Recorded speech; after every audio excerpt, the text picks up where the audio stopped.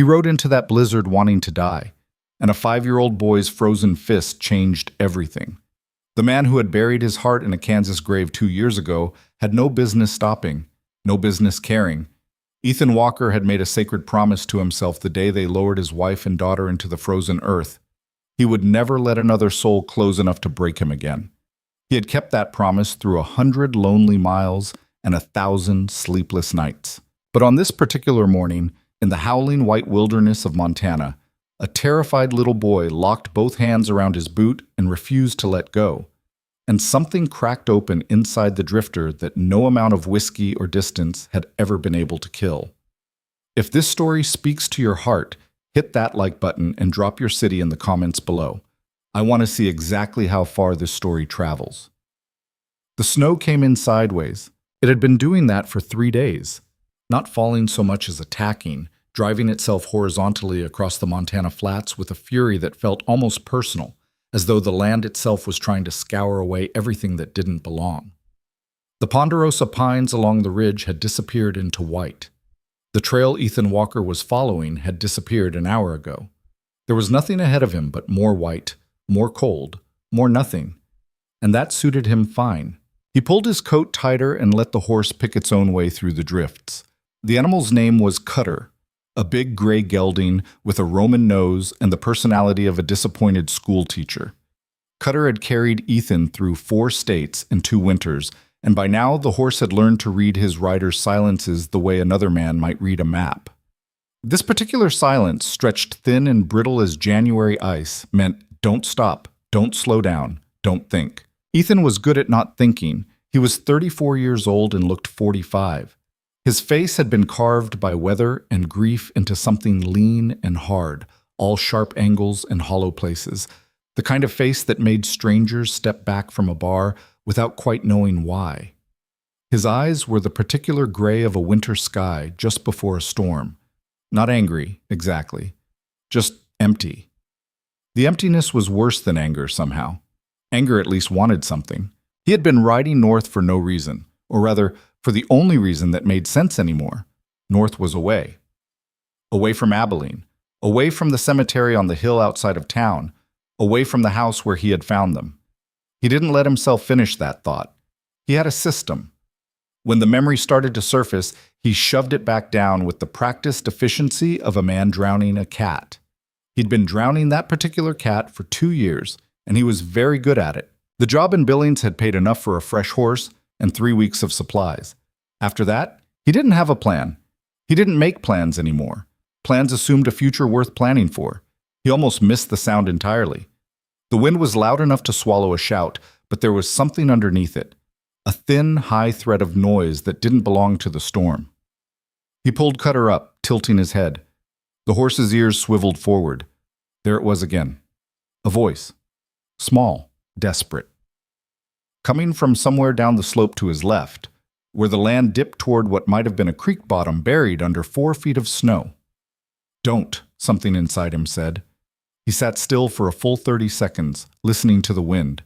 The sound came again, higher and more ragged this time, threaded with a sob that hit him somewhere below the ribs, despite everything he'd done to armor himself against exactly this kind of thing. Don't, said the voice inside him again, older and harder. You stop for this, and it will cost you something you can't afford. He turned Cutter's head toward the sound. He would think about that decision for years afterward, why he turned instead of riding on. He never found a satisfying answer. Maybe it was the cold. Maybe you could only be so empty before something purely animal took over. Maybe Cutter turned on his own, and Ethan just didn't fight it. Whatever the reason, he angled down the slope and pushed through a stand of scrubby juniper into a small hollow. And that was where he found the boy. He was maybe 5 years old, small even for 5, bundled in a coat that was too big and boots that were wrapped at the ankle with burlap sacking. He was standing in the snow up to his thighs, and he had been crying long enough that the tears had frozen on his cheeks in pale tracks. When Cutter pushed through the juniper branches, the boy spun around with his fists up, an absurd, heartbreaking gesture of defiance. And then his face crumpled with relief so raw it was almost painful to see. Mister, his voice was barely a sound. Mister, please.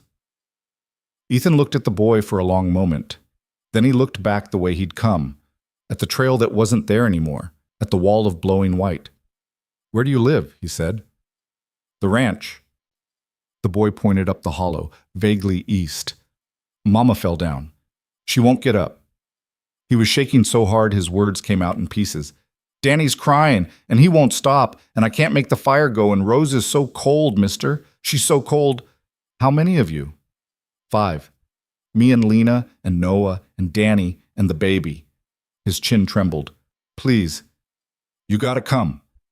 "Don't," said the voice inside him.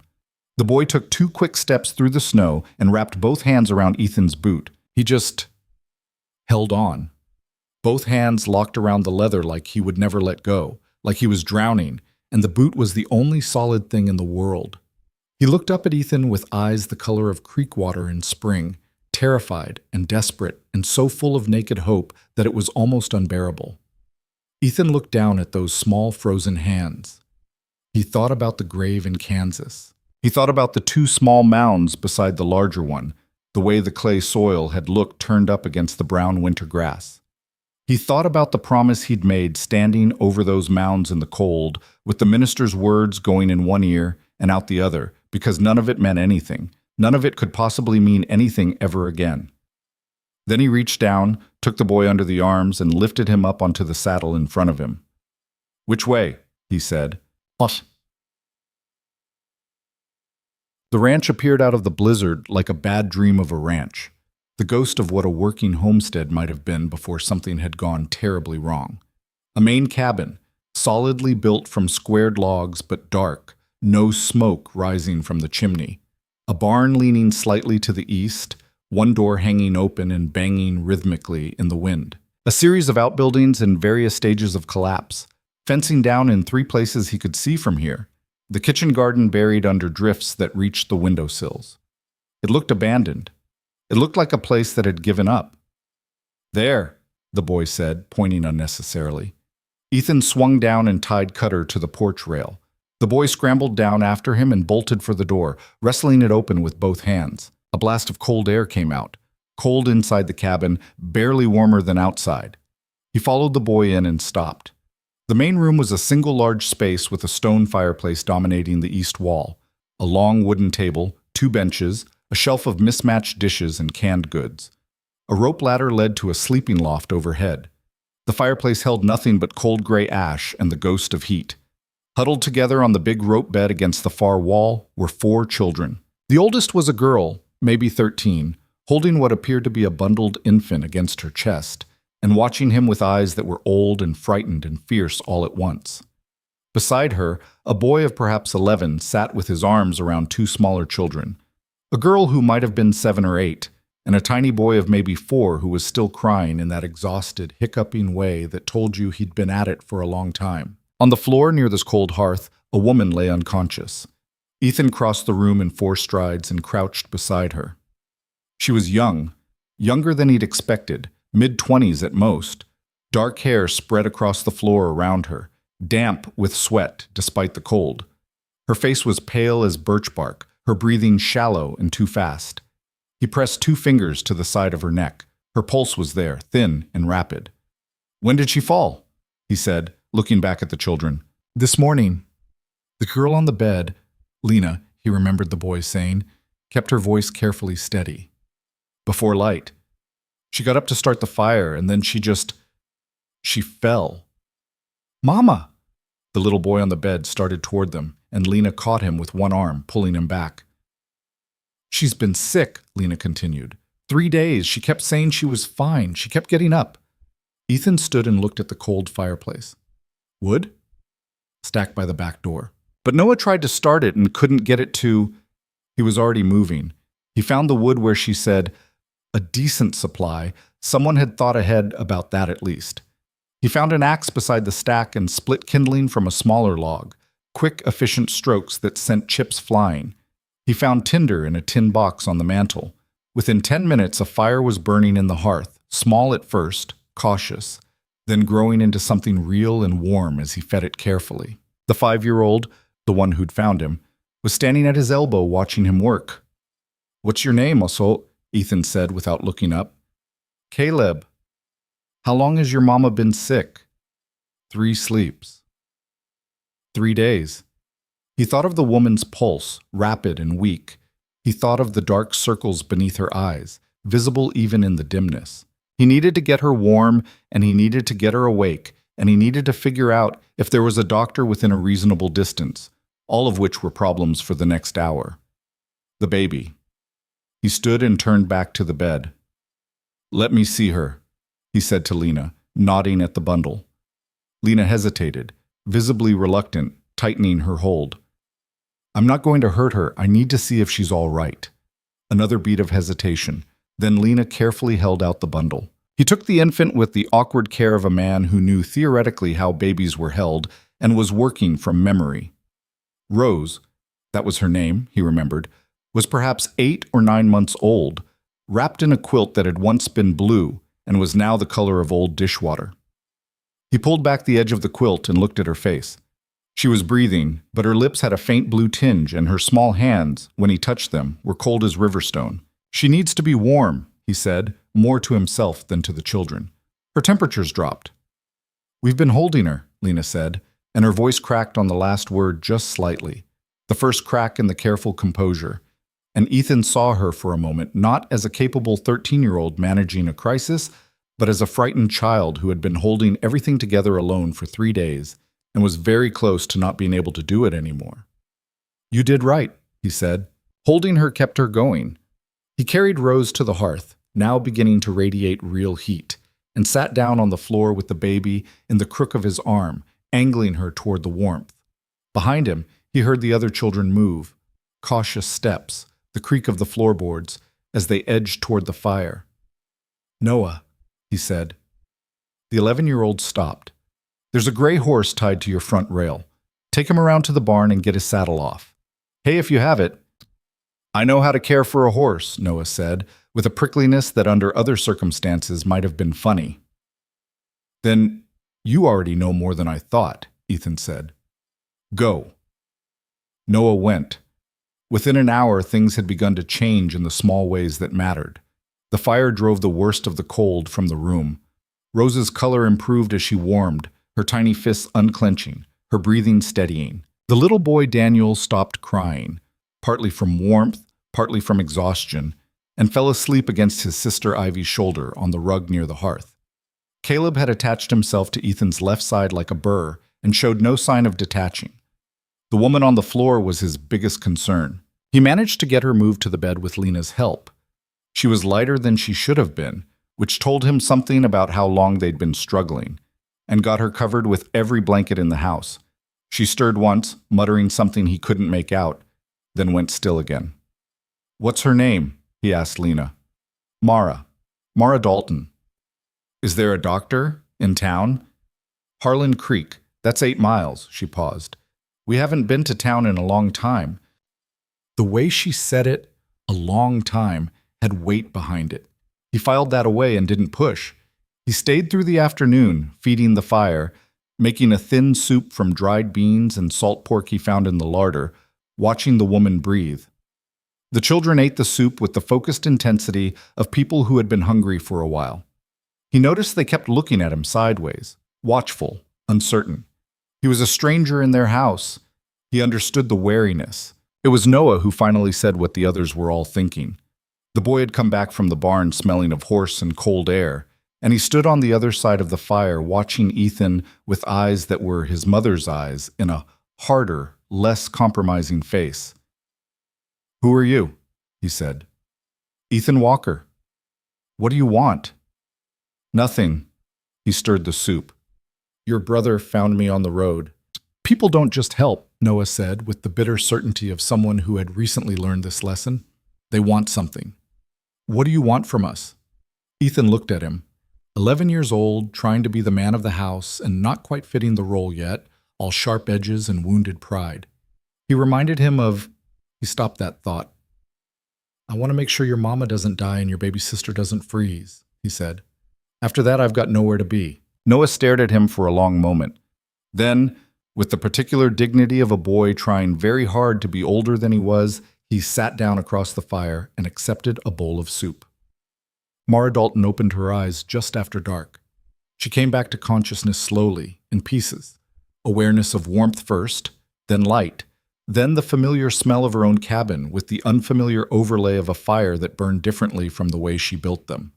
She turned her head and saw her children gathered around the hearth, alive and warm, Lena with the baby, and Daniel and Ivy asleep in a heap, and Caleb pressed against the leg of a man she had never seen before. She sat up too fast. The room tilted. Easy. The man was across the room in a moment, one hand on her shoulder steadying. You fainted this morning. You've got a fever. She looked at him, lean face, gray eyes, weather-worn. A stranger. Her children looked safe. Caleb was actually leaning against the man's leg, which meant something. Caleb didn't trust easily. Who are you? Her voice came out rough and thin. Ethan Walker, your boy found me on the road. A pause. Caleb? She looked at Caleb. He gave her a small nod of confirmation. My children? All fine. Baby's color is better. She got cold, but she's warmed up. I made soup. There's some left. She stared at him, trying to find the angle, the thing she was missing. Men didn't just appear in blizzards and save families without wanting something. She'd learned that too this past year. She'd learned it the hard way. What do you want for this? She said flatly. Something moved across his face. Quick, almost imperceptible. Not offense. Something more like recognition. Nothing, he said. Same answer I gave your son. Nobody does something for nothing. No, he agreed. Usually not. He handed her a cup of water. Drink this. You're dehydrated on top of the fever. She took it, watching him over the rim. You're a lawman. It wasn't a question. Something about the way he stood, the way his eyes moved around a room. He stilled slightly. Was, he said. What happened? The gray eyes went to the fire. Personal matter. She let it go. She'd lived long enough with grief to recognize the shape of it in other people. You can stay the night, she said finally. Weather's too bad to travel anyway. There's a pallet in the... She tried to stand and the room went sideways again. Stay down, he said. I have things to... The fire's stoked, the baby's fed, the animals are seen to. He said it without emotion, without pride in the accomplishment, just fact. Everything that needed doing tonight is done. Stay down. She looked at him for a long moment. Then, because she was exhausted down to her bones and the fever was climbing back up and she hadn't actually slept in 3 days, she lay back down. Just tonight, she said. He didn't answer. He went back to the fire and sat down and stared into it with the practiced stillness of a man who spent a lot of time alone with his thoughts. He stayed 3 days because of the blizzard. The snow came down without stopping, and even Cutter, who was a sensible animal, showed no interest in venturing out into it. In those 3 days, Ethan Walker began to see the shape of what had happened to the Dalton Ranch. Not all of it, not the worst of it, but enough to understand that the poverty he saw wasn't ordinary poverty. The supplies were too low for this time of year. The repairs that hadn't been made were repairs that should have been made in fall, basic winterizing tasks that even a sick woman with 5 children would have managed if she'd had the resources. A fence line didn't just go unrepaired. A barn door didn't just hang open. Something had happened here. Something recent. On the second day, he found the broken window in the back room that had been plugged with rags and a piece of oilcloth. It wasn't weather damage. The glass had been broken from outside. He found Lena beside him when he turned around. She had a habit of appearing silently, this girl, watching, thinking, keeping her own counsel. When did that happen? He said. She hesitated. Lena, 6 weeks ago, she said carefully. Some men came. They wanted to look at Papa's papers. Mama said no, and they... She stopped. One of them threw a rock through the window. What men? Men from town. A pause, weighted and deliberate. From Judge Harlan. He turned the name over. Judge Harlan. The town was called Harlan Creek. He filed that away too. What did they want with your father's papers? Lena's jaw set. She looked like her mother in that moment. The same stillness, the same calculation behind the eyes, deciding how much to trust. Papa kept records, she said finally. About the logging, about the money. What logging? The timber on our land. She looked out the patched window at the tree line, ponderosa pine and Douglas fir, climbing the ridge behind the property. Papa said it was worth a lot. He said someone had been taking it, cutting it, hauling it away. She met his eyes. He said he could prove it. Ethan was quiet for a moment. When did he die? August. The word came out flat and quick, like she'd practiced getting through it without flinching. Riding accident, they said. You don't believe that, he said. The look she gave him was the most adult thing he'd seen on a child's face in a long time, sad and certain and terribly tired. No, she said. I don't. On the third day, the blizzard broke. Ethan saddled Cutter at dawn, and Mara came out onto the porch wrapped in a blanket, still pale but upright, to watch him go. She was better. The fever had broken in the night, color coming back to her face. She still looked like a woman carrying something heavier than any one person should carry alone. But she was standing, and that counted for a great deal. The 5 children were lined up on the porch behind her. Caleb had both hands twisted in the back of her blanket, watching Ethan with those creek water eyes. Thank you, Mara said. She said it plainly, no decoration, a practical woman. I mean that. I know you do. He had his foot in the stirrup when he stopped. He stood there with his boot in the iron, looking out at the road north, white and empty and cold and going nowhere in particular. And then he looked back at the ranch, at the broken fence line, at the barn with the door still hanging, at the stack of work that hadn't been done because there was no one to do it, and the winter still had months to run. He thought about 8 miles to town, and a judge who threw rocks through windows. He thought about a father's records of illegal logging and a riding accident in August.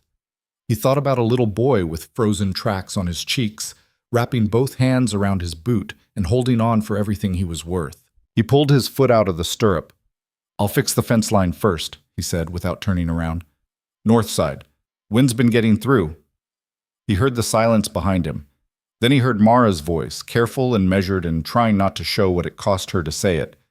The fence posts are in the barn. He led Cutter back to the rail and tied him. Caleb was down the porch steps before anyone could stop him, stumping through the snow with his 2 big boots, and he grabbed Ethan's hand with both of his, not clutching this time, just holding, and walked alongside him toward the barn. Ethan looked down at the small hand in his. He didn't shake it loose. Something cracked open a little wider in the hollow place inside him, and he didn't shove it back down. He just let it stay, just for now, just for today. The cold air smelled of pine smoke and frozen earth, and far away, beneath everything, the first almost imperceptible hint of something that might, in another month or 2, eventually become spring. He walked toward the barn. Behind him, on the porch, Mara Dalton watched him go, and for the first time in 6 months, she did not feel entirely alone. The fence line took 2 days. Ethan worked it methodically, the way he'd learned to approach every problem that didn't involve a gun or a badge.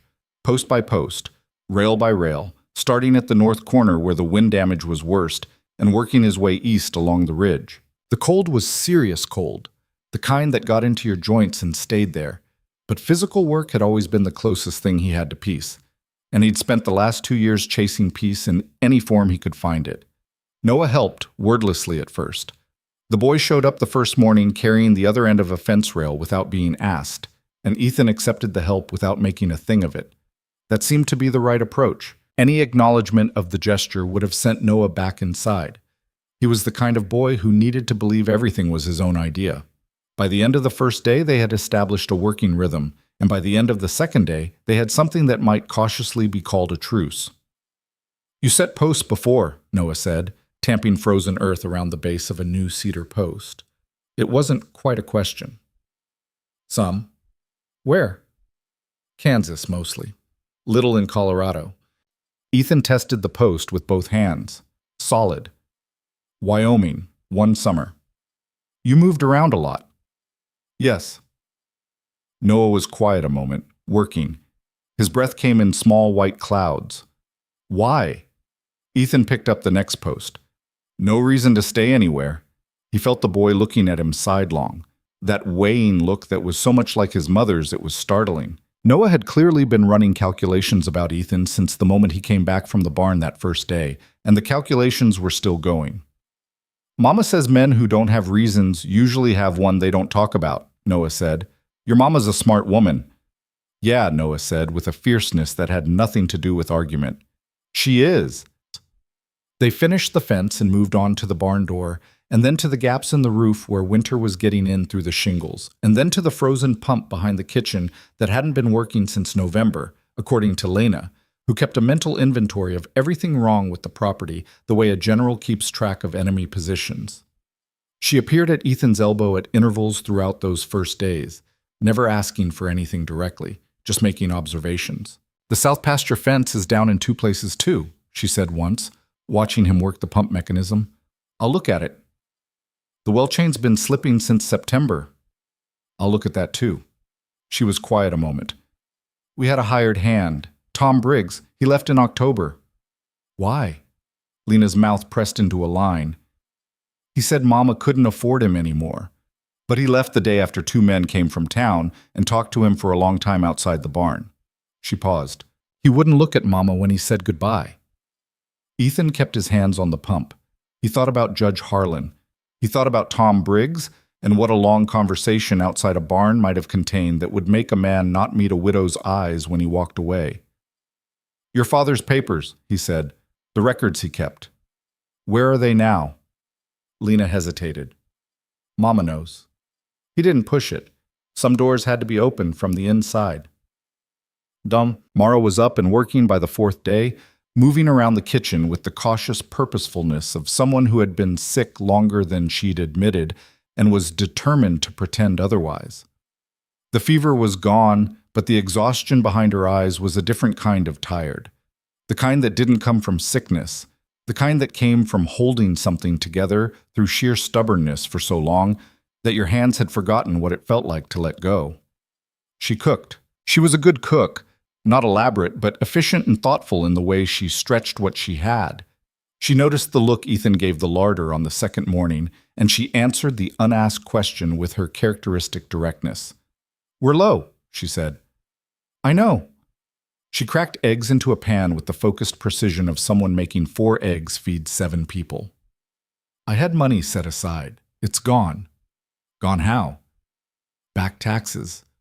She kept her eyes on the pan. Judge Harlan filed a lien against the property in September. Back taxes, he said, though Thomas paid every year without fail. She moved the eggs with a practiced hand. I didn't have money for a lawyer, and there's no one in Harlan Creek who was going to take the case, so I paid. How much? She named a figure that was most of what she had. He absorbed that without expression. There'll be more, she said. That's how it works. She looked up at him then, direct, no self-pity, just clear-eyed acknowledgement of a bad situation. He wants the land, the timber. Thomas found out what that timber is worth. Old growth, up on the ridge, the kind of pine that sells for serious money in Billings and Helena. There are operations up north paying good wages for crews to cut it. She put the eggs on the table. Thomas kept records of the cutting that had already been done, on our land, without our permission. He was going to take it to the federal marshal in Helena. And then he had a riding accident, Ethan said. The kitchen went very quiet. Through the thin walls, they could hear Caleb and Daniel arguing about something in the front room, the ordinary noise of children, bright and oblivious and alive. He was the best horseman I've ever known, Mara said. Her voice was steady and flat, and she was looking at the table. He could ride anything. He broke horses for other ranchers as a sideline. The horse they said threw him was his own gelding, a horse he'd owned for 6 years. She stopped. They brought him home on a wagon, and the horse came home on its own the next day without a scratch. Ethan was quiet. I know what I know, she said, low and hard. But knowing and proving are different things, and a widow with 5 children and no money and no lawyer has no way to prove anything in Harlan Creek, where the courthouse and the judge are the same man. She picked up her coffee cup and held it with both hands and looked at the wall. I wrote to the federal marshal in Helena, she said. 3 times. I never got an answer. Letters can get lost, Ethan said. Yes. She looked at him. They can. He thought about a judge who controlled a town that bore his name. He thought about letters that traveled 8 miles to a post office that was probably in a building owned by the same judge. He thought about Tom Briggs and what kind of conversation changes a man's mind about the widow he works for. "The records your husband kept," he said again. "I'd like to see them." This time, Mara held his gaze for a long time. She was doing the same calculation Noah did, the same one Lena did, but in Mara's case it went deeper and the stakes were higher, because she had learned in the worst possible way what it cost to trust the wrong person. "Why?" she said. It was a fair question. He thought about how to answer it honestly. "I was a lawman for 12 years, he said. Deputy in 2 counties, marshal for 4 years in Dodge. I know what evidence looks like, and I know what it's worth, and I know who to take it to if the local courts are compromised." He paused. "And I've got nothing else to do." "That's not a reason to risk your life." "No," he agreed. "It isn't." She studied him. "Then what is?" He looked past her, through the doorway into the front room where Caleb had apparently won his argument with Daniel and was now demonstrating something complicated with a piece of string that Daniel was watching with grave attention. He didn't answer her. He didn't have an answer that would make sense out loud, but she followed his gaze, and when she looked back at him, something had shifted in her expression, softer and sadder, and more careful all at once. "They're in the barn," she said. "Loose board under the east wall. Thomas hid them there in July. I haven't touched them since." The records were in a tin box wrapped in oilcloth, Thomas Dalton's handwriting, small and precise, in 3 separate ledger books, and a sheaf of loose papers. Ethan sat in the barn with Cutter's warm breath on his neck and read through them slowly while the winter light came through the gaps in the roof. Thomas Dalton had been a careful man. He'd recorded dates, board feet estimates, wagon tracks, descriptions of men he'd seen on the ridge, 7 entries over 3 months, from May through July. He'd drawn rough maps. He'd noted the direction the wagons traveled, the frequency of the cutting, his estimates of the volume removed. On a separate paper, in neater handwriting that suggested he'd copied it from somewhere else, were figures, timber prices, calculations, a total that made Ethan read it twice. The number was staggering. Not a small theft, not men helping themselves to firewood. This was a systematic logging operation pulling old-growth timber off private land and selling it. And the profit margin, even by Ethan's rough calculation, was the kind of number that could buy judges and sheriffs and silence and all the letters that never arrived in Helena. In the last entry, dated July 14th, Thomas had written, "I will ride to the Henderson spread tomorrow and ask Robert to ride with me to Helena. 2 witnesses are better than 1. If R agrees, we leave Thursday." Thomas Dalton had died on a Wednesday. Ethan sat with that for a long time, the ledger open in his lap, Cutter shifting his weight in the stall behind him. The cold didn't bother him. He was thinking about the shape of things, what he had, what was missing, what could be proved, and what couldn't. He had records, but records written by a dead man could be dismissed as fabrications. He needed witnesses. People who had seen the cutting, people who had been offered money to stay quiet and had taken the money and were still, somewhere inside, ashamed of it. He thought about Tom Briggs. He put the ledgers back in the tin box and carried them into the house. Christmas was 3 weeks away, though you wouldn't know it to look at the Dalton cabin.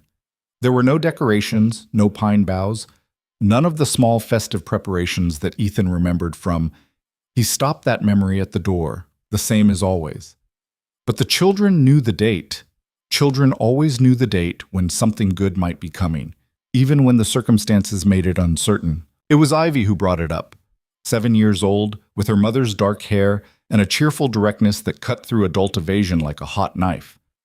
She appeared at Ethan's elbow one afternoon while he was patching a gap in the south wall, with the particular gravity of a child who has something serious to say. "We usually put up the pine branches," she said. "Mama cuts them from the big tree by the creek." "That sounds nice." "It makes the cabin smell good." She watched him work. "Are you going to be here for Christmas?" He kept his eyes on the wall. "Don't know yet." "Noah says you'll probably leave soon." Noah might be right. Ivy considered this. "I don't think you're going to leave," she said, with the breezy certainty of a 7-year-old who had decided something. "Caleb would be real sad, and I think you would be too, even if you don't know it yet." He looked down at her. She was watching him with bright, uncomplicated eyes. None of her siblings' wariness, none of her mother's careful assessment, just open and honest and absolutely sure of herself. "You're pretty direct," he said. "Mama says it saves time," Ivy said, and went back inside. He went back to patching the wall, but the ghost of something that might have been a smile stayed with him for a while, and he let it. The trouble came on a Tuesday. Ethan was splitting wood in the yard when he heard the horses, two of them, coming from the direction of the road at a pace that wasn't casual. He set down the axe and turned. Two men rode into the yard on good horses, well-fed animals that contrasted sharply with everything on the Dalton property. The men themselves were town-dressed under their winter coats, not working men, or rather men who did their work in offices and back rooms. The one in front was perhaps 50, florid-faced, under a good hat, with the particular bearing of a man who had been comfortable with authority for so long he'd stopped noticing he wore it. The one behind him was younger, thicker, with eyes that moved around the yard the way a man's eyes move when he's cataloging things and deciding what they're worth. Ethan didn't move from where he stood. The florid man's eyes found him and stayed. Didn't know Clara Dalton had taken on a hired man. Her name's Mara, Ethan said. A beat of silence. Excuse me? The widow's name is Mara, not Clara. The man's expression shifted. Not quite surprise, more like recalculation. He looked at Ethan the way you look at a dog that's sitting in a doorway you intended to walk through. I'm Deputy Crane, the younger man said from behind his employer. This is Mr. Gerald Whitmore. He represents Judge Harlan's interests in property matters. What property matters? Ethan said. That's between us and Mrs. Dalton, Whitmore said. Then I'll get her. He didn't move. After you tell me what you're here about. Whitmore's florid face colored slightly. He wasn't used to this. A workman in a yard asking him to account for himself. He looked at Ethan's hands, which were empty, and at the axe on the ground, and back up at Ethan's face, and what he read there apparently made him decide to be patient. The judge has concerns about the property's tax status, he said, and about the welfare of the children here. 5 children without a father is a serious matter. The territory has provisions. You threatening to take her children? Ethan said. His voice was still quiet. That was a thing he'd learned as a lawman. The quieter your voice, the more people listened. It's not a threat. It's a legal... She's aware of her legal situation. Ethan looked at Crane. You're a deputy. You work for the county sheriff? Deputy to Judge Harlan's court. The county sheriff, Ethan repeated. Not the judge's personal staff. The county. Crane's jaw tightened. He was smart enough to understand the distinction was being drawn for a reason. The door of the cabin opened and Mara came out onto the porch. She had the baby on her hip, and she stood in the doorway looking at the two men with an expression so controlled and still it was almost frightening. Not afraid, not angry, just absolutely unreadable. Mr. Whitmore, she said. Deputy. Mrs. Dalton. Whitmore put on a different voice for her, smoother, almost kindly. I'm glad to see you're well. We heard you'd been ill. I'm well enough. Good, good. He smiled, and it didn't reach his eyes by several miles. We were just telling your man here about the judge's concerns regarding the property. The tax situation, as you know, is still unresolved, and with winter well underway, the judge is worried about the children's welfare. There are facilities in Helena that are very well run, very comfortable. Children from difficult circumstances do quite well there. My children, Mara said very clearly, are not going anywhere. Mrs. Dalton, be reasonable. A woman alone, 5 children, a ranch that's clearly struggling. The judge is trying to help you. The judge, Mara said, has done enough for my family. The silence stretched out. Whitmore looked at her with those calculating eyes, recalibrating.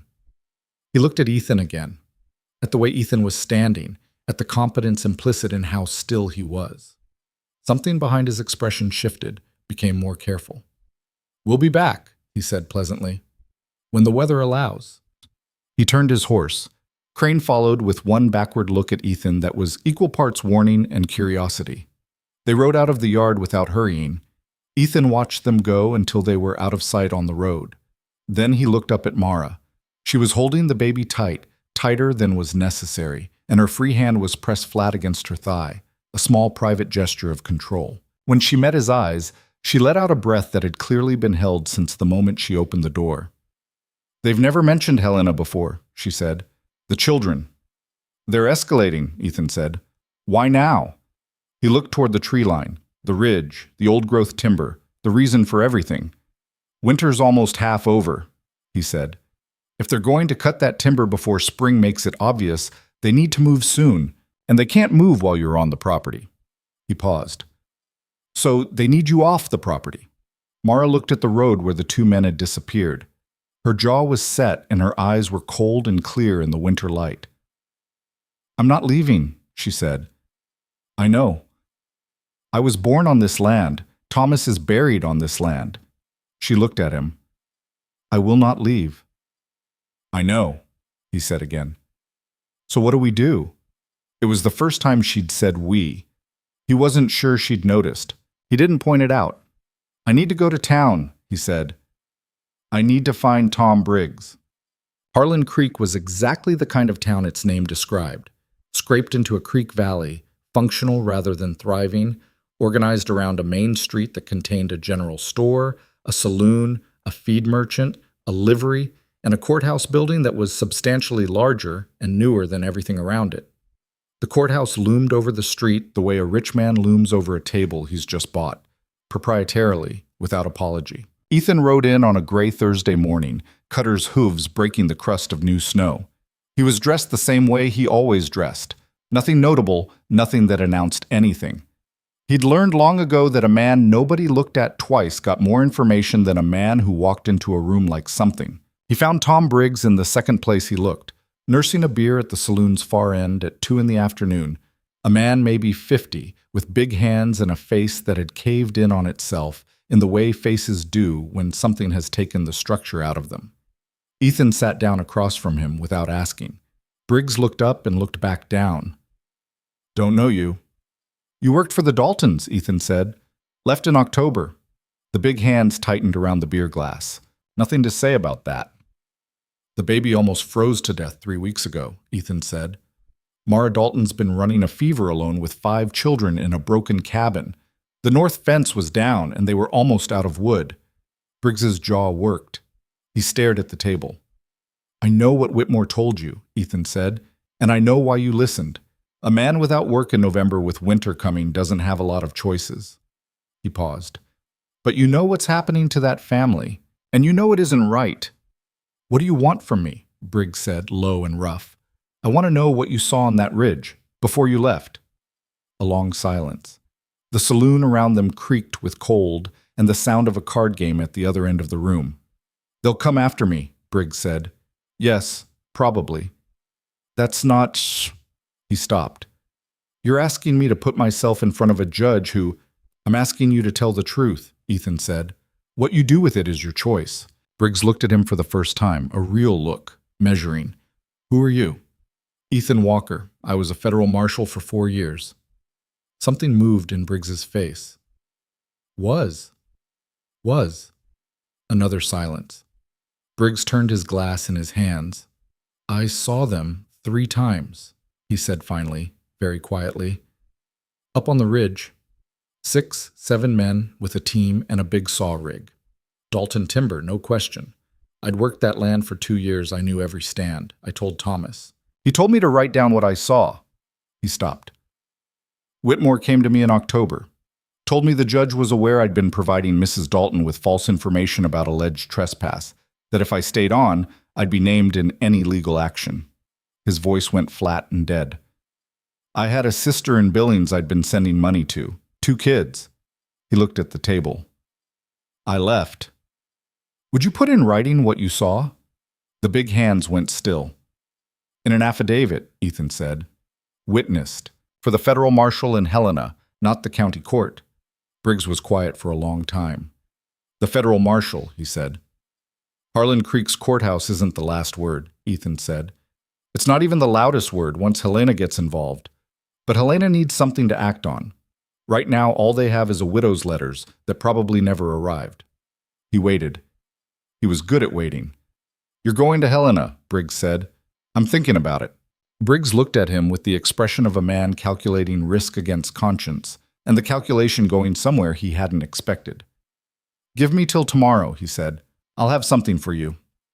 He rode back to the ranch in the late afternoon, the sun already dropping behind the western ridge and painting the snow in shades of orange and rose.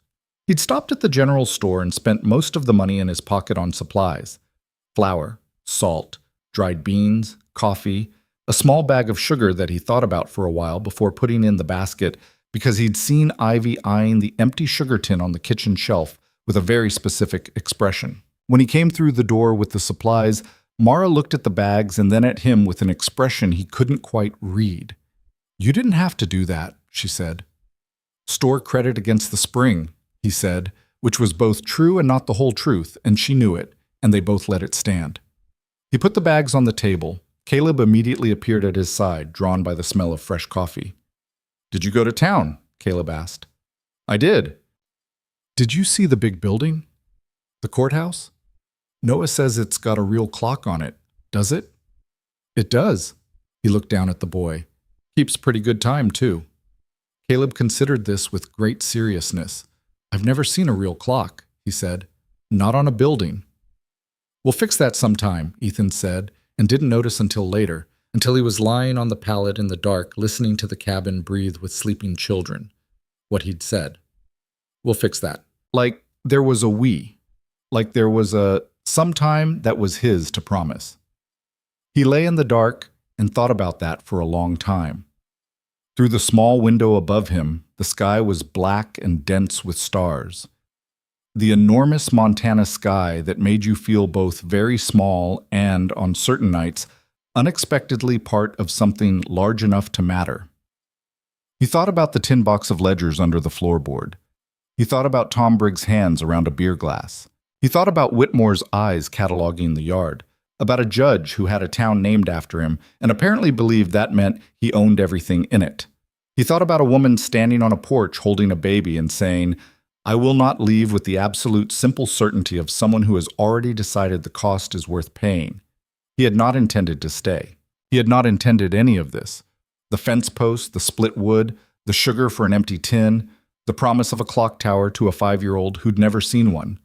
He had ridden north with nothing to lose and no reason to stop, and a 2-year-old promise to himself about never caring again. He lay in the dark, listening to the sound of people sleeping peacefully in the next room, and thought that maybe the problem with promises made in graveyards was that they were made by a man standing in the worst moment of his life, and that man didn't necessarily speak for all the versions of himself that would come after. He wasn't sure what he was going to do about Judge Harlan. He wasn't sure what Tom Briggs would put in writing by morning. He wasn't sure how any of it would end. But he was sure, with a certainty that surprised him with its steadiness, that he would be here when it did. The fire had burned down to coals. The cabin was warm. Outside, the stars were out in their thousands over the Montana dark, and somewhere in that silence, the winter was wearing itself slowly thin. Part 2. Lưu ý.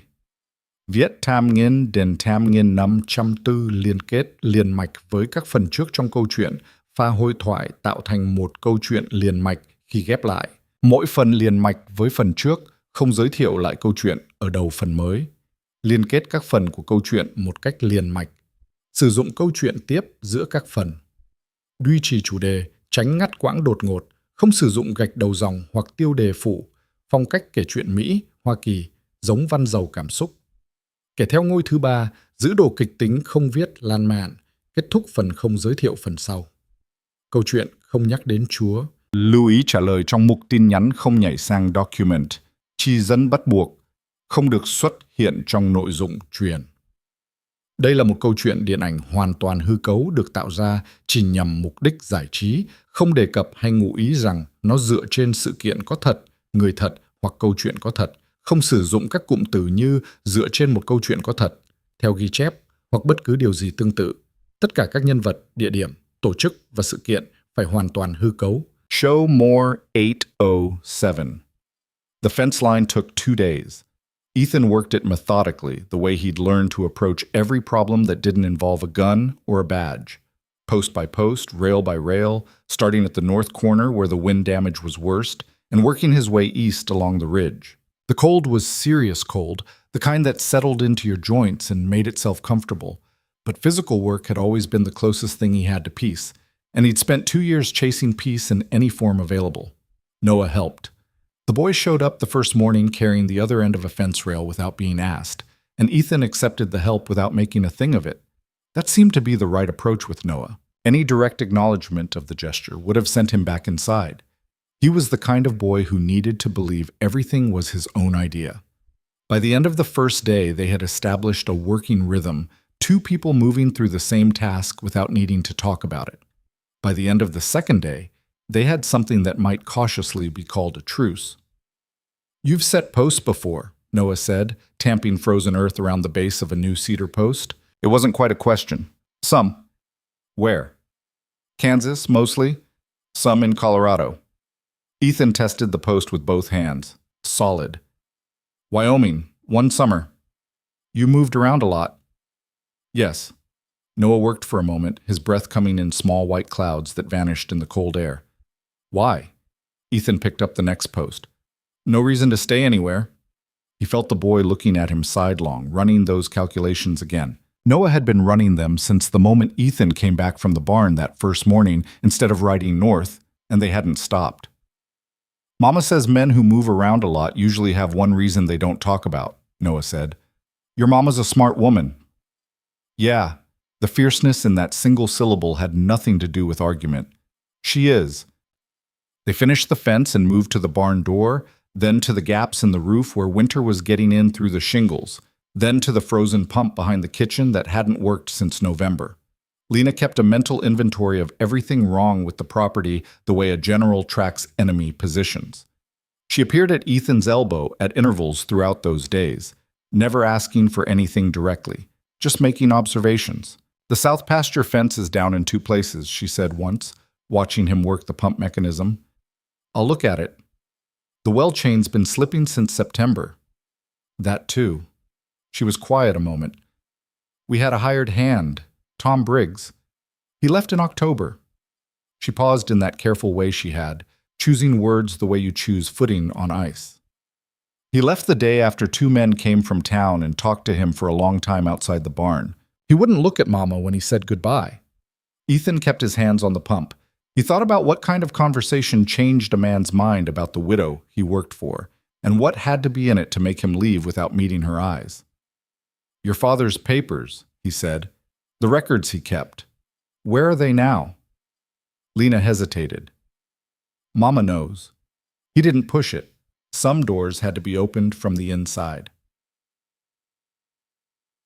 Mara was up and moving by the fourth day, operating around the kitchen with the careful purposefulness of someone who had been sick longer than she'd admitted and was determined not to show the cost of it. The fever was gone, but the exhaustion behind her eyes was a different kind. Not the kind that came from sickness, but the kind that came from holding something together through pure stubbornness for so long that the hands had forgotten how to release their grip. She cooked. She was a good cook. Not elaborate but efficient, thoughtful in the way she stretched what she had. She noticed Ethan's glance at the larder on the second morning and answered the unasked question with her characteristic plainness. "We're low," she said. "I know." She cracked eggs into the pan with the focused precision of someone making 4 eggs do the work of 7. "I had money set aside. It's gone." "Gone how?" "Back taxes." She kept her eyes on the pan. "Judge Harlan filed a lien against the property in September. Back taxes owed," he said, though Thomas paid every year without fail and had the receipts. She moved the eggs with a practiced hand. "I didn't have money for a lawyer, and there was no one in Harlan Creek willing to take the case, so I paid what he demanded." "How much?" She named a figure that was most of what she'd had. He absorbed that without expression. "There'll be more," she said. "That's how it works. You pay once, and they know you'll pay again." She looked up at him then. Direct, no self-pity, just clear-eyed assessment of a situation she understood completely. "He wants the land, the timber on the ridge." Thomas discovered what that timber is worth, old-growth ponderosa, the kind of stand that takes 200 years to grow and sells in Billings and Helena for prices that would make your eyes water. Thomas kept records of cutting that had already been done on our land without permission. He was going to take the evidence to the federal marshal. "And then he had a riding accident," Ethan said. The kitchen went still. Through the thin walls, Caleb and Daniel were arguing about something in the front room, the bright, ordinary noise of children, oblivious to everything. "He was the finest horseman I've ever known," Mara said, Her voice was flat and steady, the way a voice goes when it's had a long time to practice. He broke horses for other ranchers as a sideline. The horse that supposedly threw him was his own gelding, a horse he'd owned 6 years and ridden in all conditions. She stopped. They brought Thomas home on a wagon. His horse came home on its own the next day without a mark on it. Ethan said nothing. "I know what I know," she said, low and hard. "But knowing and proving are entirely different things, and a widow with 5 children and no money and no lawyer has no standing in a courthouse where the judge and the law are the same man." She set down her coffee cup carefully, like setting down something heavier than it looked. "I wrote to the federal marshal in Helena, 3 letters, over 3 months. I never received an answer." "Letters can go missing," Ethan said. "Yes." She looked at him steadily. "They can." He thought about a judge whose name was on the town, whose influence was in the post office, whose men had long conversations with hired hands outside barns in October. He thought about letters addressed to Helena that never cleared the county. "The records Thomas kept," he said again. "I'd like to see them." This time, Mara held his gaze for a long, measuring moment. She was running the same calculation her children ran, but in her case, the depth of it was different. She had learned in this worst possible way what it cost to trust the wrong person, and the lesson had been expensive enough that she wasn't eager to take a second course.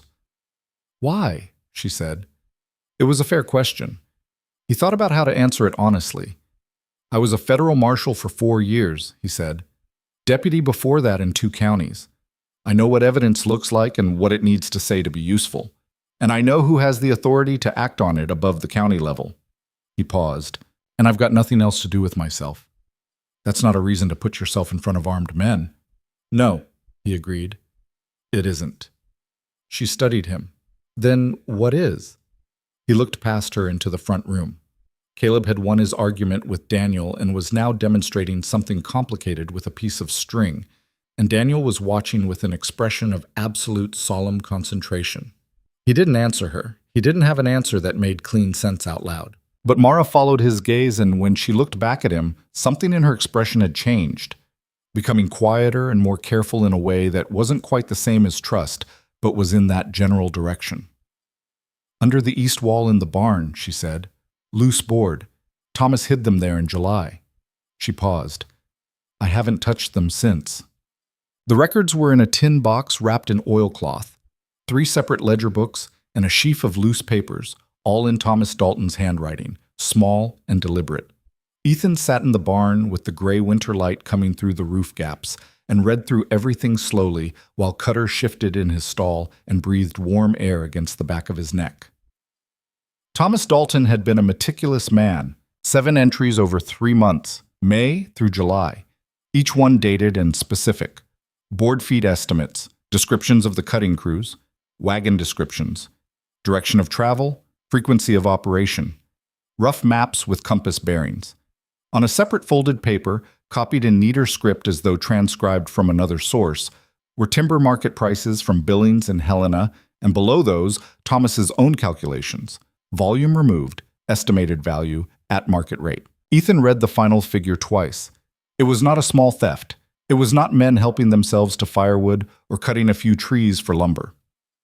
This was a systematic commercial operation pulling old-growth timber off private land at a scale that represented serious money, the kind of money that could buy silence in a county courthouse and keep it bought for years.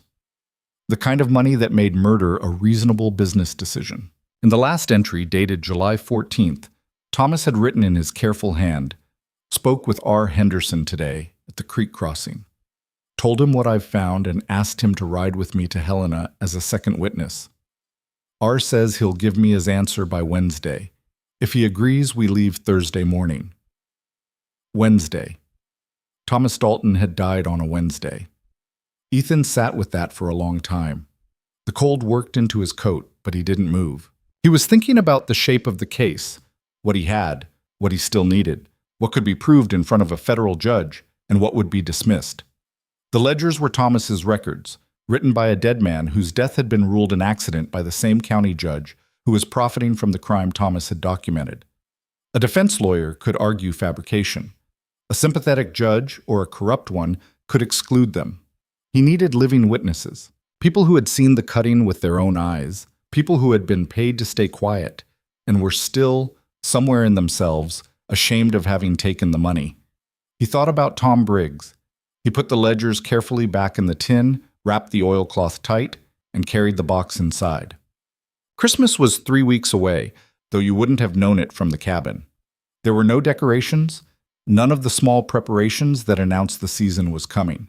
The children knew the date, the way children always know when something good might be approaching, even in difficult circumstances, but the knowing had a subdued quality to it this year, as if they'd learned not to want things too directly. It was Ivy who brought it up. She was 7 years old, with her mother's dark hair and a gift for direct conversation that cut through adult evasion like a clean blade. She appeared at Ethan's elbow one afternoon while he was patching a gap in the south wall, carrying the kind of gravity that meant she had thought about what she wanted to say. "We usually put up pine branches," she said. "Mama cuts them from the big tree by the creek. It makes the whole cabin smell like outside." "That sounds nice. Are you going to be here for Christmas?" He kept his eyes on the wall. "Don't know yet. Noah says you'll leave soon." Noah might be right. Ivy considered this with the unhurried patience of a child who has made up her mind about something and is giving the other party time to catch up. "I don't think you're going to leave," she said. "Caleb would be sad. And I think you would too, even if you haven't figured it out yet." He looked down at her. No wariness in her face, none of her siblings' careful assessment. Just open certainty, like weather. "You're pretty direct," he said. "Mama says it saves time." She turned and went back inside with perfect composure, as if she had accomplished exactly what she came to do. He went back to the wall, but something had shifted in the air around him, lighter somehow. The ghost of a smile stayed with him longer than he expected, and he let it. The trouble came on a Tuesday, 9 days after the blizzard broke. Ethan was splitting wood in the yard, working through the stack with the steady, efficient rhythm he'd developed over the past week, when he heard the horses.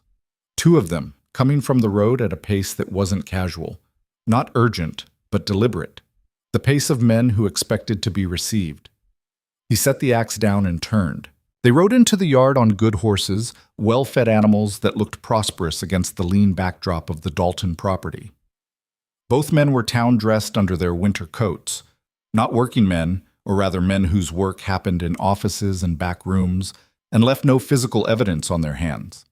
The one in front was around 50, broad-faced and florid under a good hat, carrying himself with the settled ease of a man who had worn authority so long he'd stopped noticing it. The one behind him was younger, thicker through the shoulders, with watchful eyes that moved around the yard in small, systematic arcs, cataloging.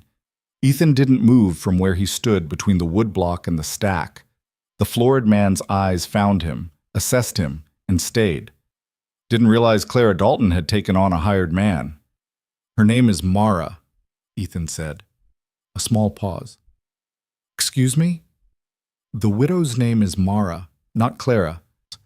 The man looked at him with the expression of someone who has walked toward a door that turned out to be a wall. Not quite anger, more like the confusion of an expectation not being met. He looked at Ethan the way you look at a stone in a path you intended to walk straight through. "I'm Deputy Crane," the younger man said, stepping into the silence. "This is Mr. Gerald Whitmore. He represents Judge Harlan's interests in property matters throughout the county." "What property matters?" Ethan said. "That's between us and Mrs. Dalton," Whitmore said, recovering his composure and his tone. "Then I'll get her, after you tell me what you're here about." The silence that followed had edges.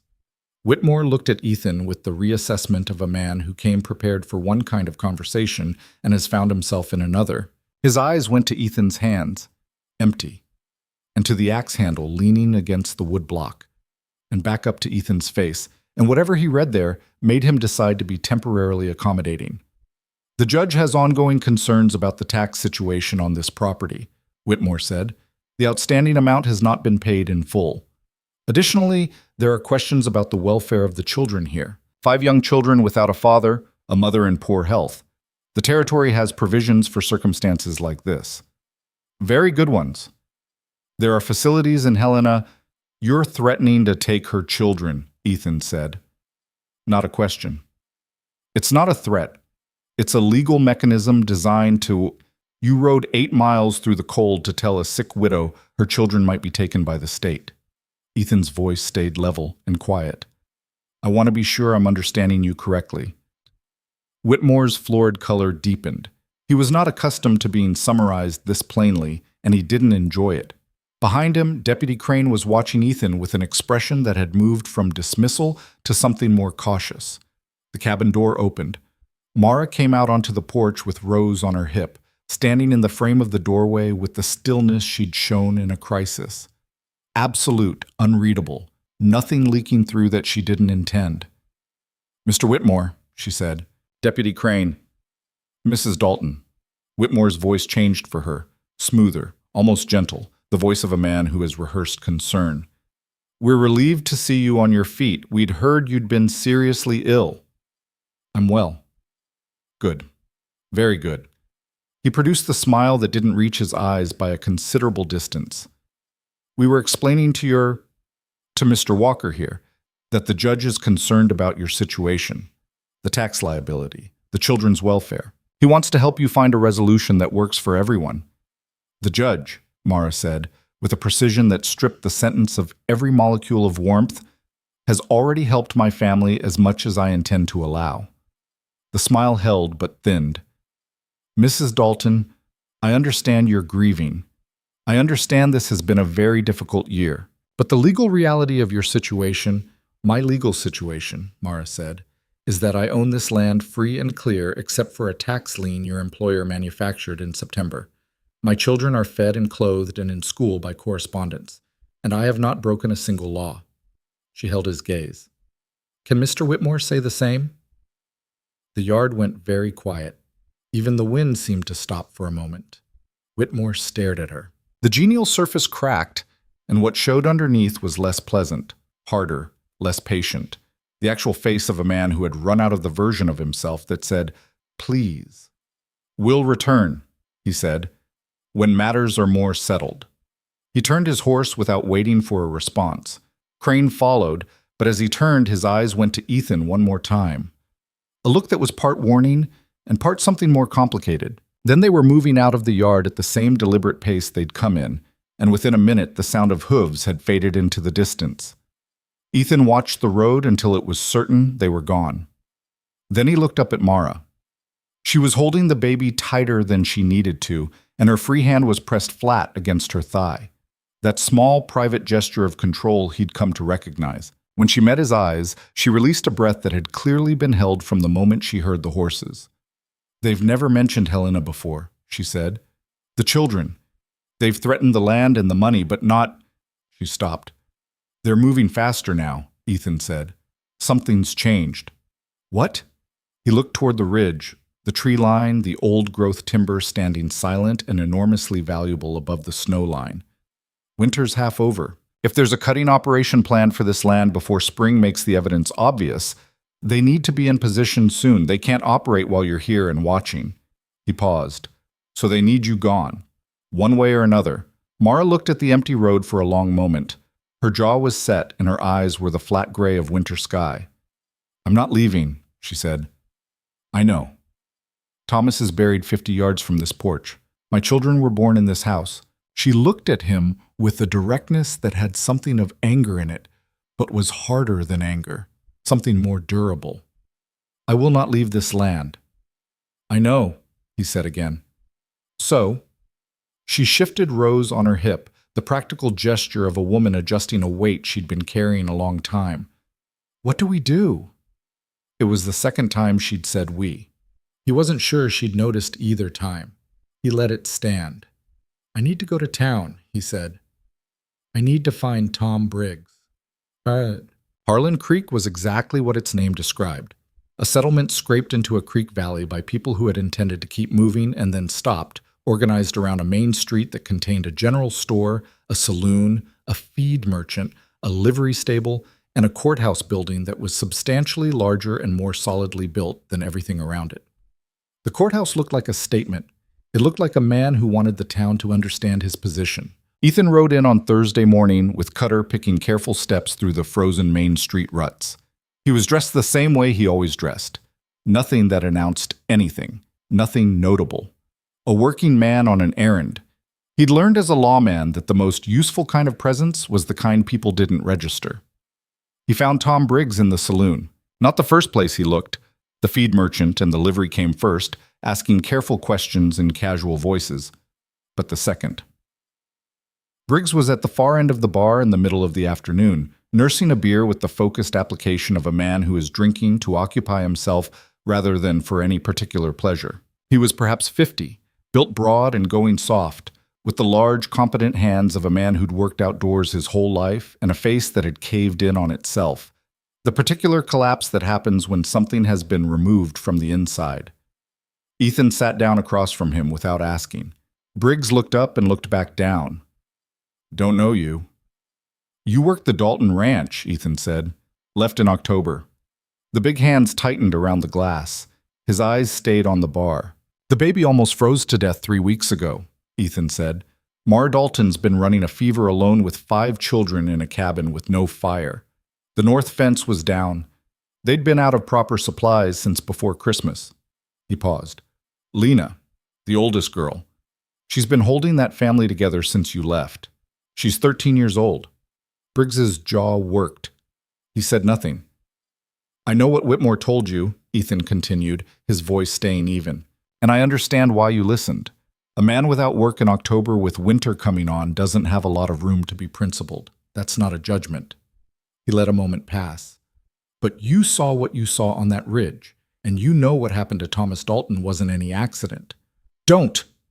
The word came out rough, like it had been sitting in a rough place. "Tom, what do you want from me?" Briggs said, low and hard, still not looking up. "I want to know what you saw before you left." "All of it, in as much detail as you can remember."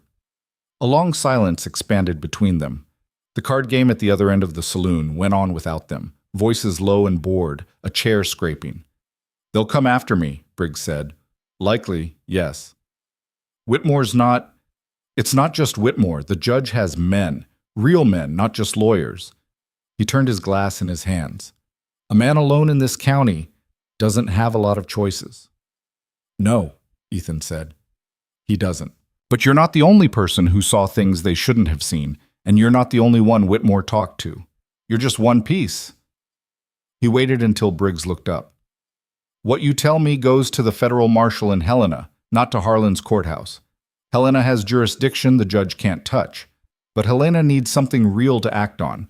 Right now all they've got are letters from a widow that probably never left the county." Briggs stared at him. "Who are you?" "Ethan Walker. Federal marshal, retired. 4 years out of Dodge." Something shifted in the big man's face. Not trust, not yet, but the small movement of a door that had been locked, considering whether the key being offered was the right one. "I saw them 3 times, Briggs said, very quietly. "Up on the North Ridge. On Dalton land. I knew every stand on that property, knew it the way you know your own hands. First time was late May, early in the morning. 6 men and a team, a big commercial rig. Not homestead cutting, not firewood. They were taking the old Ponderosa." He stopped and turned his glass. "I told Thomas. He said he'd already seen them twice and was keeping records. He asked me to write down what I saw. Dates, descriptions, everything specific." A pause. "I wrote it. Gave it to him the week before he died." Ethan absorbed that. "That record? Do you know if it's with his other papers?" "I don't know what happened to it." Briggs's voice went hollow. "After Thomas died, I didn't ask questions. I kept my head down. And then Whitmore came." He exhaled a long, slow breath. "Told me the judge knew I'd been giving Mrs. Dalton false information about alleged trespassing on Dalton land. That if I stayed on, I'd be named as a co-conspirator in Thomas's scheme to defraud the county through fraudulent tax protests." He looked at his glass. "I have a sister in Billings. 2 kids she's raising on her own. I send her money every month." He stopped. Ethan waited. "I left," Briggs said. I left." The silence between them wasn't accusatory. Ethan understood the arithmetic of it. The calculation a man makes when the cost of doing right comes out of someone else's account. He'd seen it 100 times. "Would you put what you saw in writing?" Ethan said. A sworn affidavit, witnessed and notarized, addressed directly to the federal marshal's office in Helena. Briggs was quiet for a long time, long enough that Ethan began to think the answer was no. The federal marshal, Briggs said finally, not the county. Not the county. Briggs turned his glass one more time, then set it down with a deliberateness that meant something. Give me until tomorrow morning, he said.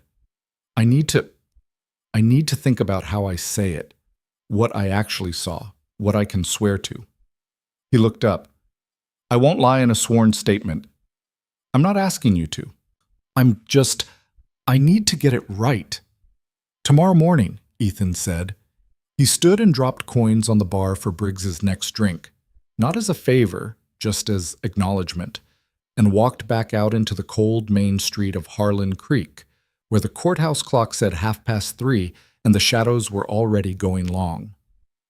He stood for a moment looking at the courthouse building. It was well built, solid, the kind of structure that announced permanence. He thought about the man inside it, or the idea of the man, because he hadn't seen Harlan yet, only his representatives, a judge who had a town named for him and apparently believed that meant it was his, who had signed Thomas Dalton's death warrant as casually as he'd signed a tax lien. He thought about what it would take to bring something like that down. Evidence? Yes. Witnesses? Yes. But also someone with the authority to act on both, and a clear line of communication that bypassed everything Harlan controlled in the county. He had the beginning of one and the beginning of the other. He needed more. He needed Robert Henderson. Thomas had written the name in his last journal entry, R. Henderson, the man he'd planned to ride to Helena with, the witness who was supposed to give his answer by Wednesday. Ethan didn't know Henderson, didn't know if he was still in the county or if Whitmore had visited him the same way he'd visited Tom Briggs. But the name was in Thomas's last record, and that meant Henderson had known about the timber operation before Thomas died. That made him either a potential witness or a man who had been persuaded to forget what he knew. Either way, Ethan needed to find him. He stopped at the general store before leaving town. He spent most of the money in his pocket on supplies: flour, salt pork, dried beans, coffee, a small paper bag of sugar that he thought about for a moment before adding. He'd seen Ivy looking at the empty sugar tin on the kitchen shelf with a very specific expression, the contained wishfulness of a child who has learned not to ask for things she doesn't expect to get. The storekeeper, a compact man named Ellis with an accountant's eyes, watched Ethan load the supplies with a carefully neutral expression. When Ethan put the sugar on the counter, Ellis glanced at it and then at Ethan. "You're staying out at the Dalton place," Ellis said. "For now." Ellis looked at him for a moment. Whitmore was in here yesterday, asking who'd been buying supplies on credit for that account. A pause. I told him the account was current. Another pause, more deliberate. Seemed like the right thing to say. Ethan looked at the man. Ellis held his gaze steadily, not asking for anything, not making a thing of it, just a small piece of information, offered and received. "Robert Henderson," Ethan said. "He's still in the area?" Something moved behind Ellis's careful eyes. Henderson sold his spread in October, moved his family to Billings. He busied himself with the packaging, though I heard he's been back once or twice, staying with his brother-in-law out on the Clearwater Road. Ethan paid for the supplies and loaded them into Cutter's saddlebag. As he stepped up, Ellis came to the door of the store. "Walker," he said. Ethan looked back. "Whitmore and Crane aren't the worst of it," Ellis said quietly, with his eyes on the courthouse at the end of the street. "The judge has a man. Not a deputy, not a lawyer. Fella named Cord who came up from the south about a year ago. Big man. Does the kind of work that doesn't get written down." He looked at Ethan directly. "Thought you should know." Ethan held the man's gaze for a moment, then nodded once.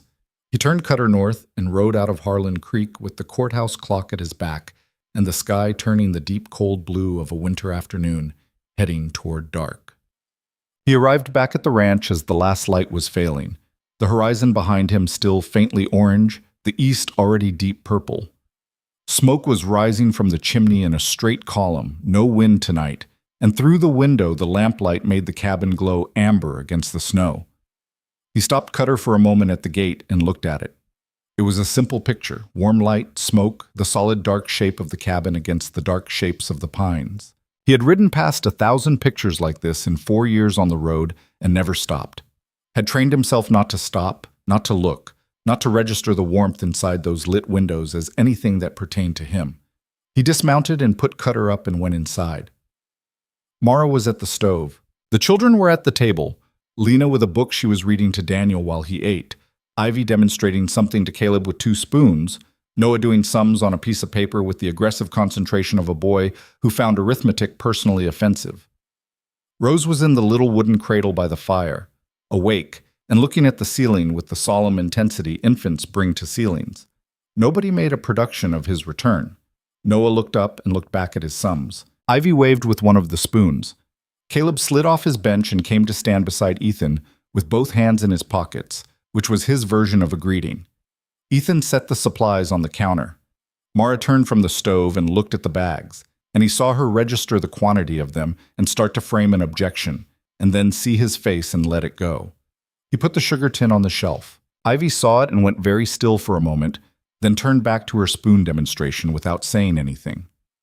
But she was smiling to herself, the small private smile of a child whose wish arrived unexpectedly, and Ethan looked away from it quickly because there was something in it he wasn't ready for. After supper, when the younger children were in the loft and Lena had taken the baby up, and Noah was banking the fire with the self-appointed authority of the oldest boy in the room, Ethan sat down across from Mara at the table and told her about Tom Briggs. She listened without interrupting, her hands flat on the table, her face still. "He'll give a written statement," Ethan said. "What he saw on the ridge, the dates, the descriptions, it corroborates Thomas's records." "It's not enough," Mara said. "Not defeatist, analytical." "No, I need Henderson." She was quiet a moment. "Robert Henderson was Thomas's closest friend," she said. "They came out here the same year, 2 seasons apart. Thomas trusted him more than any other man in the county." She paused. "When Thomas died, Robert came to the funeral. He couldn't look at me, couldn't meet my eyes." She traced a line in the table grain with one finger. "I thought it was grief. Now I wonder." "But he knew Thomas was going to Helena," Ethan said. "Thomas wrote that he'd asked Henderson to ride with him. Henderson was going to give his answer on Wednesday." "And Thomas died on Wednesday," Mara said, very quietly. "If Henderson agreed to go, and then Thomas died, or if Whitmore reached him before Thomas did." Ethan stopped. "Either way, Henderson is carrying something. Whether it's guilt or fear or both, he's carrying it. Do you think he'll talk to you?" "I think a man who won't meet a widow's eyes at her husband's funeral hasn't made his peace with what he did." He paused. "I'm going to find out." Mara looked at him across the table. The lamplight was soft between them, the fire low and warm, the cabin quiet except for the small sounds of a sleeping household. She had the particular kind of beauty that Ethan hadn't let himself notice directly until now. Not the decorative kind, but the kind built by character and weather and the demands of a life lived without shortcuts. A beauty that had nothing to do with being looked at and everything to do with the person inside it. He looked away from that thought before it could go further. "There's something else," he said. "In town. A man named Cord. Whitmore and Crane aren't Harlan's only tools. Cord is the one he uses when the legal methods aren't moving fast enough." Mara's expression didn't change much, but her hands pressed flatter against the table. "I've heard the name," she said. "He came up from the south about a year ago. Nobody knows his history." Ethan paused. "He was in the county when Thomas died." The fire popped and settled, and outside the wind had come up, pressing against the walls of the cabin with the familiar low moan of winter in the pines. "Ethan," Mara said, and it was the first time she'd used his name, and something about the way it came out, plain and direct, the way she said everything, made him look at her directly. "How much danger are you in, being here, helping us? Tell me the truth." He thought about Ellis at the store doorway. He thought about Crane's backward look in the yard. He thought about a man who did work that didn't get written down. "Some?" he said. "How much is some?" "Enough to be careful about." He held her gaze. "But not enough to make me leave." She looked at him for a long moment with that clear, weighing look that saw more than he was comfortable with. Then she nodded once, slowly, the nod of a woman who has made a decision and won't second-guess it tonight. "I'll get the tin," she said. "The ledgers. You should look through them again before you go to Helena. If you're going to carry Thomas's evidence to the marshal, you need to know every word of it." She got up and put her coat on and went to the barn. He sat at the table and listened to the wind against the walls. Caleb appeared at the top of the rope ladder in his nightshirt, looking down. "You're back," he said, with the absolute simplicity of a child who had been waiting and was now relieved. "I said I would be." Caleb considered this. Some people say that and then they don't come back. Ethan looked up at him. "I know." "But you did." "Yes." Caleb regarded him with those creekwater eyes for a moment longer. Then he climbed back up the ladder and disappeared into the loft, apparently satisfied. Ethan sat in the lamplight with the fire going low and warm beside him and the wind working at the walls outside, and thought about the things he'd said today that he hadn't planned to say, enough to be careful about, but not enough to make me leave. The truth of it surprised him, not that he'd said it, but that he'd meant it without reservation, cleanly and simply, the way you know a thing when you stop arguing with yourself about it.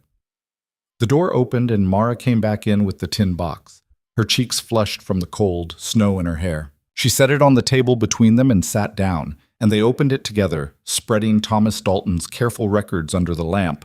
Two people bent over a dead man's evidence in the warm quiet of a winter night, while the children slept above them and the fire kept the cold at bay. Outside, the stars came out over Montana in their thousands, blazing and indifferent and very far away, and the pine ridge where the old-growth timber stood dark and enormous and waiting held its silence against whatever was coming. He found Tom Briggs the next morning at the same end of the same bar, but this time Briggs was sober and sitting straight, a folded piece of paper on the table in front of him, like an object he'd been arguing with all night and had finally beaten into submission.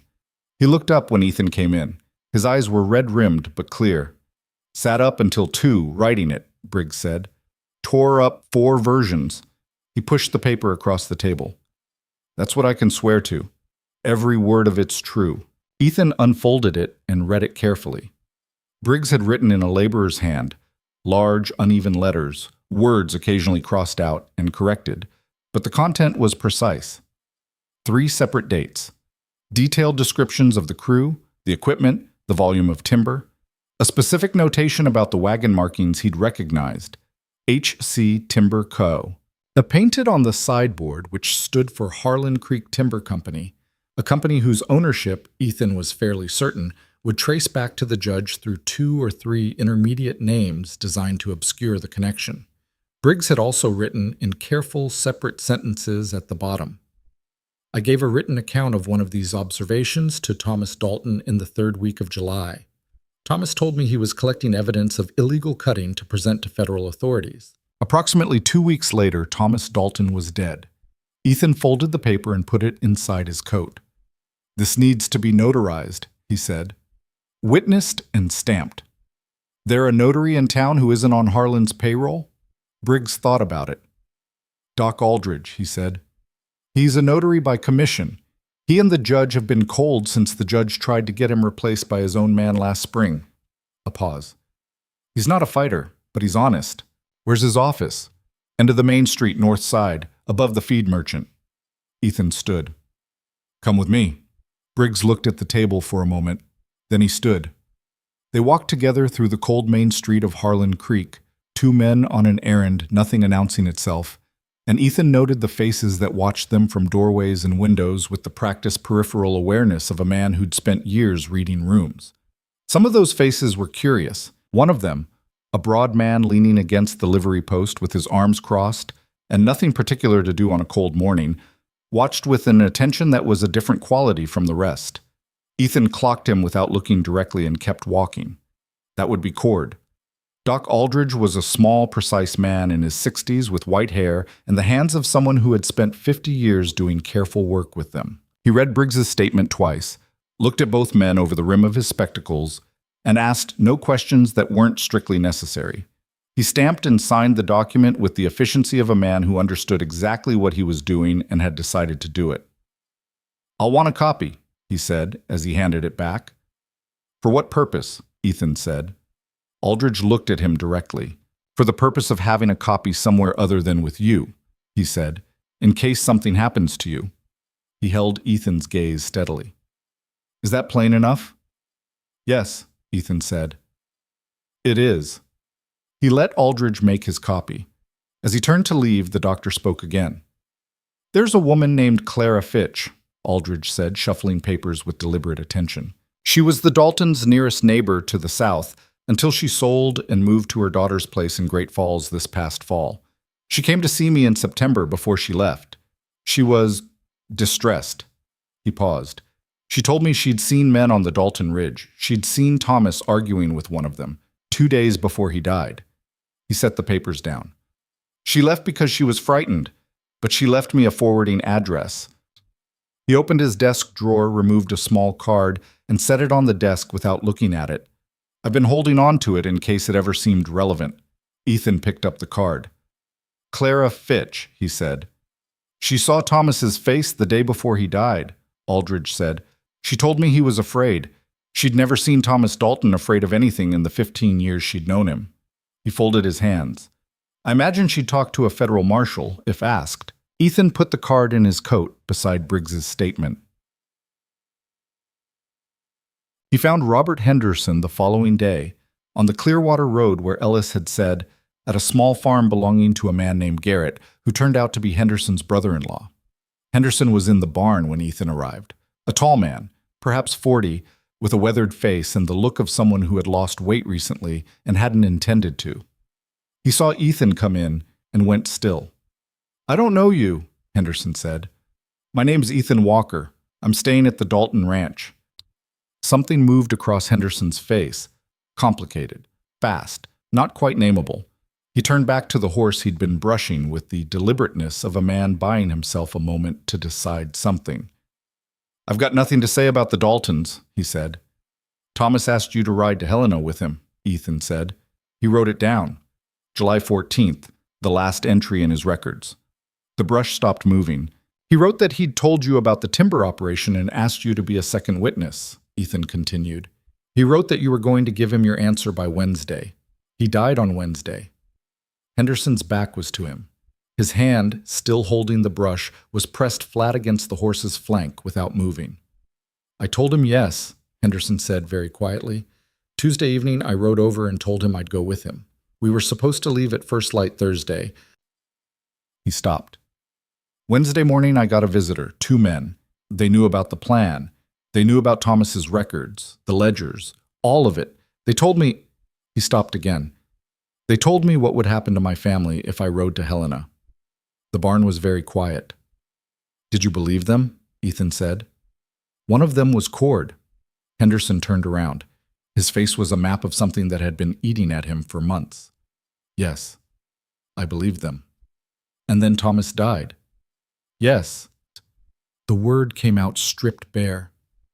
And then Thomas died, and I sold my land and moved my family out, and I have been...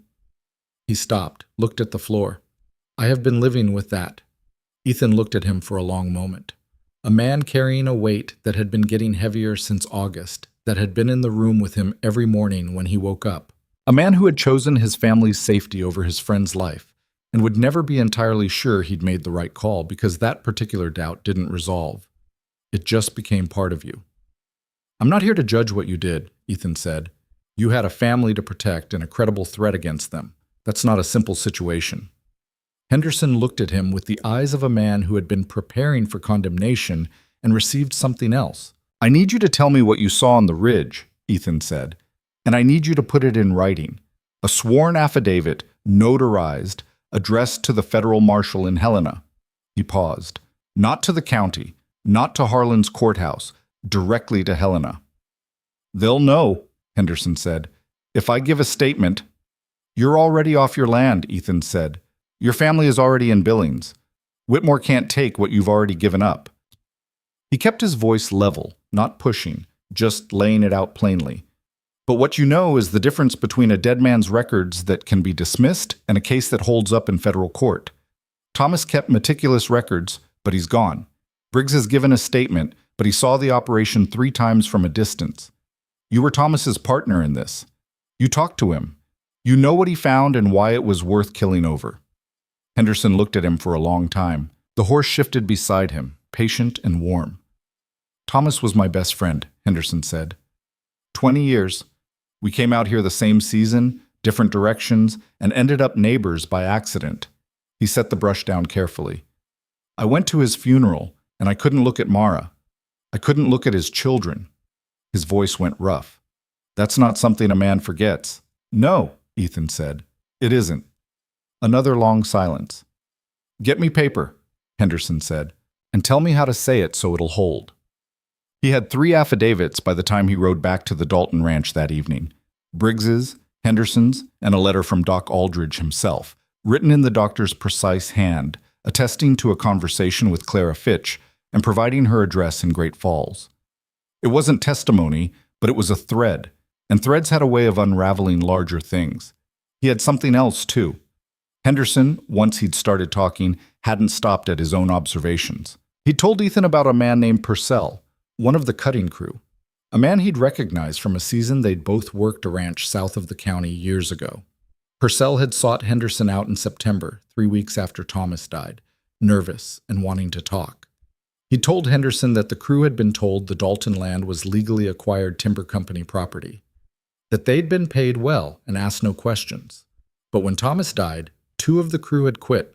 Purcell had stayed on through another cutting, then left as well. He was currently, according to Henderson, working the stockyards in Billings. It was a chain. Not a complete one, not yet, but a chain. Ethan rode back through the cold afternoon with all of it inside his coat, pressed against his chest, and thought about what it added up to and what it still needed. The affidavits established the cutting. Thomas's ledgers established the scale and the timeline. Clara Fitch's testimony, if she'd give it, established that Thomas had been afraid in the days before his death and had been seen in conflict with men from the operation. A foreman's testimony, if Purcell could be persuaded, might establish the chain of command. Who gave the orders, whose name was at the top. What he still didn't have was the murder. A doctor's finding. That was what it would take to crack the accident ruling on Thomas's death. Some physical evidence, some medical opinion that contradicted the county coroner's report. He thought about what Mara had said. The horse came home without a scratch.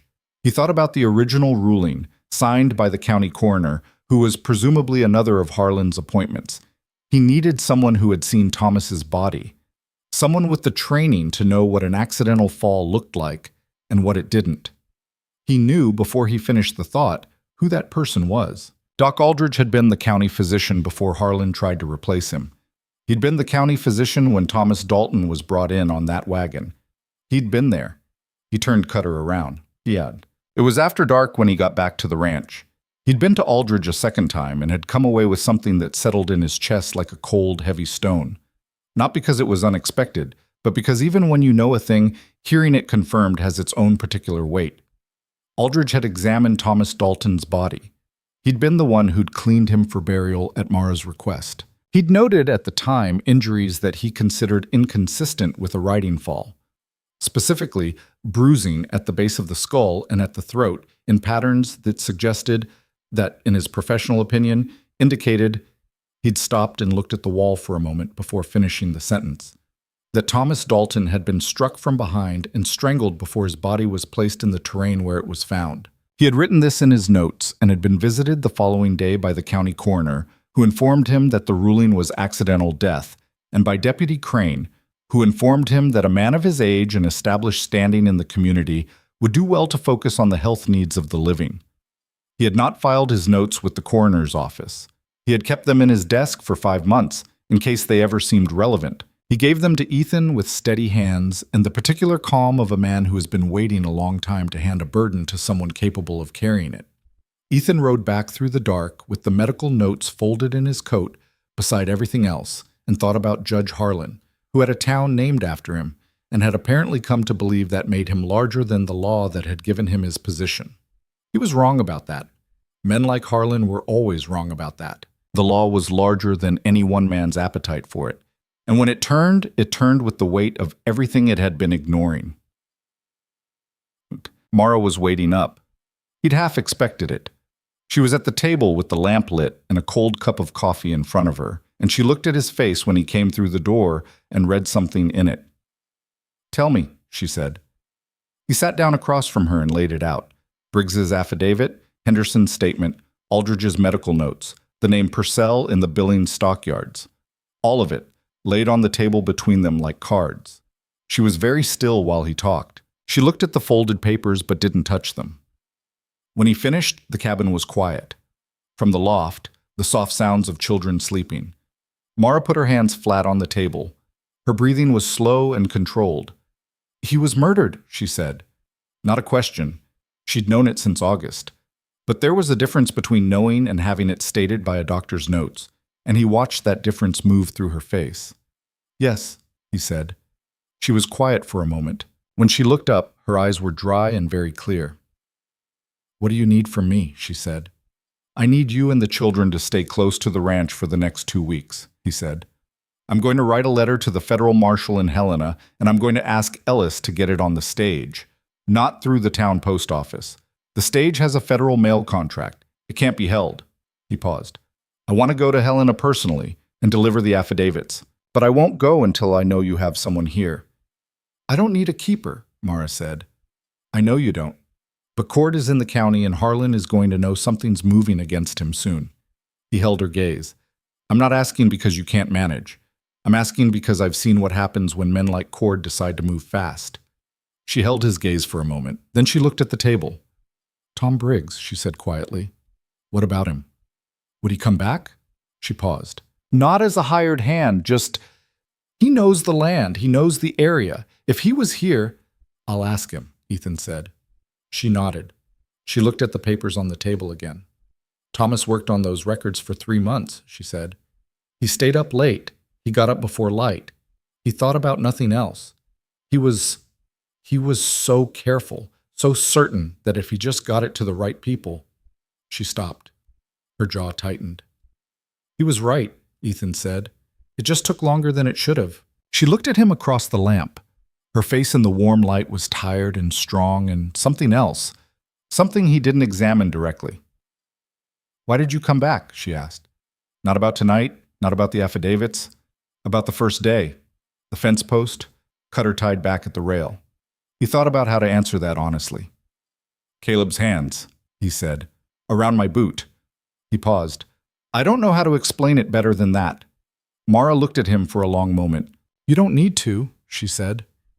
They sat in the lamplight for a while without speaking, the papers between them, the fire burning low, the winter pressing against the walls from the outside, and something else, something warm and without a name yet, pressing back from within.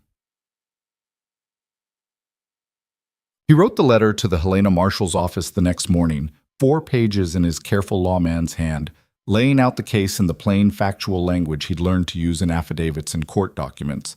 No editorializing, no emotion, just the sequence of facts and the evidence attached to each. He laid out the timeline from May to December. He named Harlan, Whitmore, and Cord. He attached a summary of each affidavit and Aldridge's medical findings. He requested urgent federal jurisdiction on the grounds that county-level justice had been systematically compromised. He sealed it with wax from a candle and wrote it to Ellis at the general store. Ellis took it without a word and put it in his coat pocket with a small, deliberate nod. "Stage comes through Thursday," Ellis said. "Federal mail contract," Ethan said. "Federal mail contract," Ellis confirmed. "Untouchable." Ethan rode back to the ranch. 2 days passed. He got Tom Briggs back to the property. The man had needed only one conversation to agree, and arrived on Friday with his tools and a quietness about him that was different from the hollow silence he'd had in the saloon. This was the quiet of a man who had done something he'd been avoiding, and found it less destructive than the avoidance. Mara took him back without ceremony or commentary. She put him in the bunkhouse, handed him a list of work, and left him to it. Briggs worked through the list with the focused application of someone paying a debt.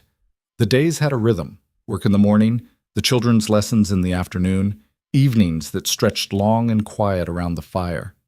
Ethan had fallen into the rhythm without noticing it happen, the way water finds the shape of the container it's in. He split wood and checked fences and helped Noah with the arithmetic that was defeating him. He carried Rose around the cabin in the evenings when she was fussy, because he'd discovered he was good at it in a way he didn't examine, moving through the small space with the baby against his shoulder while the others settled around the fire.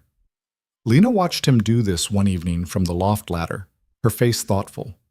"She likes you," Lena said. "She likes moving," he said. "She didn't settle for Papa like that." Lena paused. He loved her. He was just big.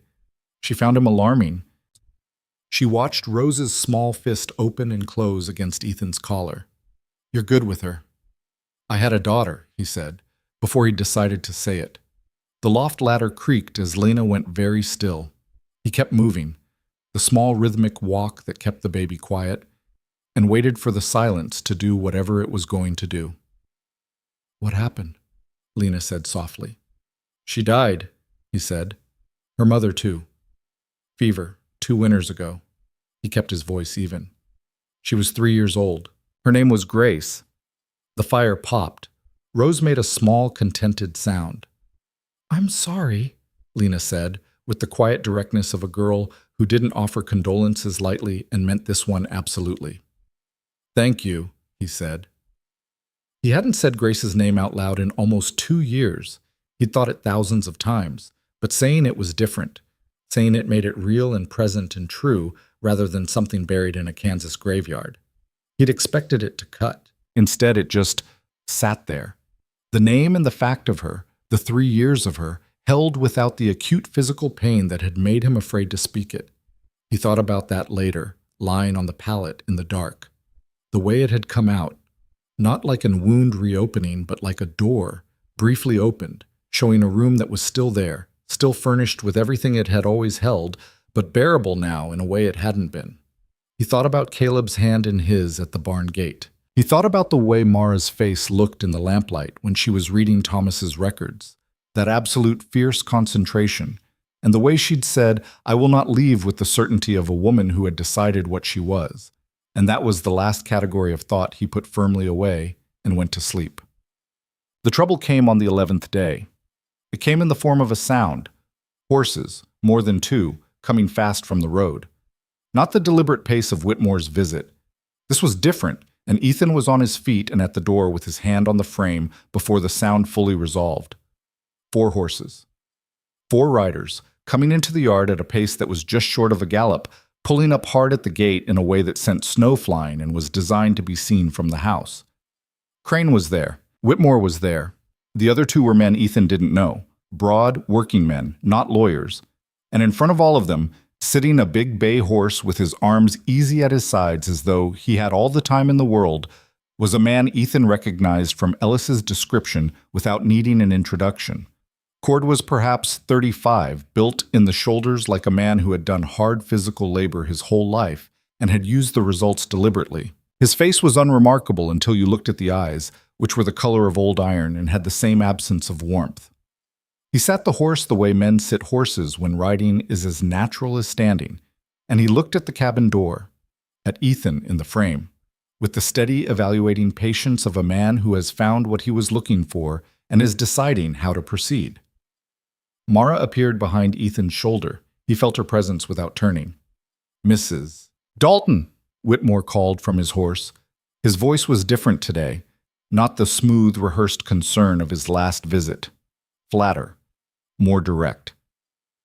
"Judge Harlan has issued a court order. The property is to be vacated within 24 hours pending resolution of the tax matter and an inquiry into the welfare of the children. Deputy Crane has the paperwork." Crane produced a folded document with the practiced efficiency of a man who had done this before. "That order is from a county court," Ethan said. "The property has been placed under federal inquiry." He kept his voice level, his body easy in the doorframe, nothing announcing urgency. "County jurisdiction is stayed." Whitmore stared at him. "What federal inquiry?" "The one initiated by the letter that went out on Thursday's stage." He paused. "Federal mail, you understand what that means." Cord spoke for the first time. His voice was low and unhurried. "You're bluffing." Ethan looked at him directly. "Am I?" The yard was very quiet. The 4 horses shifted, their breath making small clouds in the cold. Behind Ethan, he was acutely aware of the children in the cabin. Lena and Noah at the table. the little ones in the back room, Briggs in the bunkhouse with a clear line of sight to the yard. Even if a letter went to Helena, Whitmore said, and his voice was no longer smooth at all. Nothing happens for weeks. The judge's order is valid now, today, and the deputy is authorized to touch this family, Ethan said. And what went to Helena is the least of your problems. He stepped down from the porch into the yard. One step, deliberate, and stopped. He had no weapon drawn. He had no weapon visible. He was standing in the snow in a working man's coat, and he looked at the four men on horseback, at Cord in particular, with the particular quality of stillness that came from 12 years of standing in front of men who intended violence and knowing, with complete certainty, whether or not they were going to move. Cord was measuring him. Ethan let himself be measured. "There are four of you," Cord said. "One of you is a woman. One's behind a barn wall trying to decide if the angle's right. And you." He tilted his head slightly. "You're a man who used to be something and isn't anymore." "You're right about the first part," Ethan said. "Which part about me do you think is going to save you from the second?" A beat. Another. Cord looked at him with the iron eyes, and Ethan watched the calculation happen. The assessment of a man who did violence professionally, reading the situation, reading Ethan, arriving at a conclusion. He turned his horse. It was a small movement, minimal, almost contemptuous in its lack of drama. He turned the bay and walked it toward the gate. Whitmore stared at Cord's back. "What are you— Oh, let's go," Cord said. Whitmore looked at Ethan. His florid face had gone pale around the edges in a way that was partly rage and partly something else. He looked at the document in Crane's hand, then at the cabin, then at Ethan. "This isn't finished," Whitmore said. "No," Ethan agreed, "it isn't." They rode out, all four of them, back down the road, until the sound of hooves faded completely into the winter distance. Ethan stood in the yard and let his breathing settle. He heard the bunkhouse door open and Briggs came out, rifle in hand, and stopped. "They're gone," Ethan said without turning. "I saw."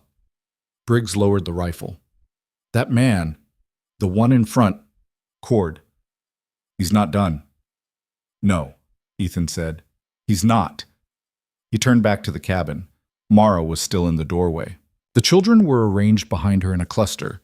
Lena with her arm around Ivy, Noah with Daniel's shoulder in his grip, Caleb in front of all of them with his fists closed.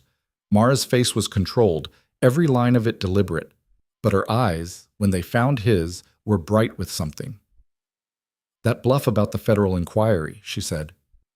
"It wasn't a bluff," he said, "but it hasn't happened yet." "Not yet," he said, "which means we need to move faster than I planned." He came up the porch steps and inside and took Thomas's tin box from the shelf where they'd put it. He set it on the table. "Lena," he said. The girl stepped forward. "You're the fastest reader in this house. I need you to go through your father's ledgers one more time and tell me if there's any name in them besides the operation details. Any person Thomas identified by name." "I've read them," Lena said. "He mentions a foreman. Doesn't give a name but describes him. Tall man, red beard, scar along the left jaw." "That's enough to identify," Ethan said. He turned to Mara. "I need to go to Helena. Not in 2 weeks. I need to leave by Monday." Mara looked at him steadily. 3 days. "I'll ride hard, 4 days each way, if the weather holds." He paused. "Briggs will be here. I'm going to ask Ellis to come out as well." "Ellis is a storekeeper," Noah said, with the automatic skepticism of a boy who sorted men by visible capabilities. "Ellis has a shotgun and he knows how to use it, and Cord won't move fast with witnesses present," Ethan said. He looked at Noah directly. "Your job is the stock. Every morning, every evening, no variation. Briggs handles the perimeter. Your mama handles the house." Noah straightened slightly, not at being given a task, but at being told his task in the same breath as the adult's tasks, without condescension. "All right," Noah said. "Lena," Ethan said, "I need you to make a copy of the key passages from your father's ledgers, in your handwriting, dated and signed. If anything happens to the original—" "I understand," she said. She was already moving toward the table, reaching for paper. Caleb appeared at Ethan's side. He looked up at him with those clear, serious eyes. "Are you coming back?" he said. The question landed in the room. Mara looked up from where she was standing. Even Noah went still. "Yes," Ethan said. "Promise?" He crouched down so he was level with the boy. He looked at Caleb's face, the face that had been the first thing he'd seen in the hollow, frozen and desperate and refusing to let go. And he thought about promises made in graveyards and whether they were the only kind that counted. "I promise," he said. Caleb nodded once, solemnly, and stepped back. Ethan stood. The cabin was warm around him, full of the sounds and smells of a living household. Lena's pen moving on paper, the baby shifting in her cradle, the fire, the coffee, the cold pine smell from outside. Outside, Briggs was walking the yard. The sky beyond the window was clear and deep blue, winter sky on a good day, the kind of sky that meant the road to Helena would be cold but passable. He looked at Mara. She was watching him with that clear, direct gaze. The gaze that saw things he hadn't shown anyone in 2 years and didn't make him want to hide them. "I'll be back," he said. Not for Caleb this time. For her. She held his gaze for a moment. Then she turned back to the stove with the small contained nod of a woman who has decided to believe something and is already living inside the decision. He picked up Thomas's tin box and began to prepare for the road. The mountains between the Dalton Ranch and Helena were old and cold and didn't care about the people who crossed them, but Ethan had been crossing in different mountains his whole life, and the evidence in his coat was the most important thing he'd carried since he stopped wearing a badge. And it was going to get to Helena if he had to carry it there on foot through a blizzard. Thomas Dalton had spent 3 months building the case that could bring down Judge Harlan. He'd ridden toward the truth on a Wednesday morning and hadn't come back. Ethan Walker was going to finish what Thomas started. He owed a dead man that. He owed a living family that. And somewhere beneath both debts, he owed it to himself. To the version of himself that had almost ridden past a hollow in a blizzard and kept going, and had turned back instead, and had been turning back ever since, one fence post and one warm evening and one child's hand at a time, toward something that felt terrifyingly and undeniably like the beginning of being alive again. He left before dawn on Monday. Mara had packed him provisions the night before: hard bread, salt pork, dried apples, enough coffee for 4 days, and set them by the door without ceremony. She'd done it the way she did most things, practically and without embellishment, as if packing a man's saddlebag for a dangerous ride through winter mountains was a perfectly ordinary task that required no comment. He'd watched her do it from across the room and understood that this was how she managed things that frightened her, by making them into tasks, by giving her hands something to do while the rest of her held still. He'd slept a few hours and risen in full dark. The cabin was quiet around him, all 5 children breathing their slow, sleeping rhythms in the loft, the fire banked down to coals. He dressed in the dark and picked up his saddlebags and was at the door when he heard the floorboard behind him. Mara was up, wrapped in a blanket over her clothes, her dark hair loose. She held out a folded piece of paper. "Thomas's original survey," she said quietly, "from when we filed the land claim. It has the boundaries, the timber stands marked, everything. The federal land office will have a matching record." She paused. "It proves the timber is ours. It proves every board foot they cut was stolen." He took it. Their fingers touched in the transfer. Brief, accidental, both of them pretending it hadn't happened. "I'll be back in 8 days," he said. 9 at most. "I know." She pulled the blanket tighter. In the near dark, she was very close and very real, and he was aware of all of it. The warmth of her, the steadiness, the particular quality of a person who has been through the worst and is still standing, in a way he couldn't have been 3 weeks ago. "Ethan." She said it the way she always said it, plain, direct, nothing decorative. "Come back." "I said I would." "I know what you said." She held his gaze. "I'm asking you to mean it." He looked at her in the dark of the cabin, the banked fire glowing behind her, the sleeping household around them. He thought about all the versions of himself he'd been in the last 2 years.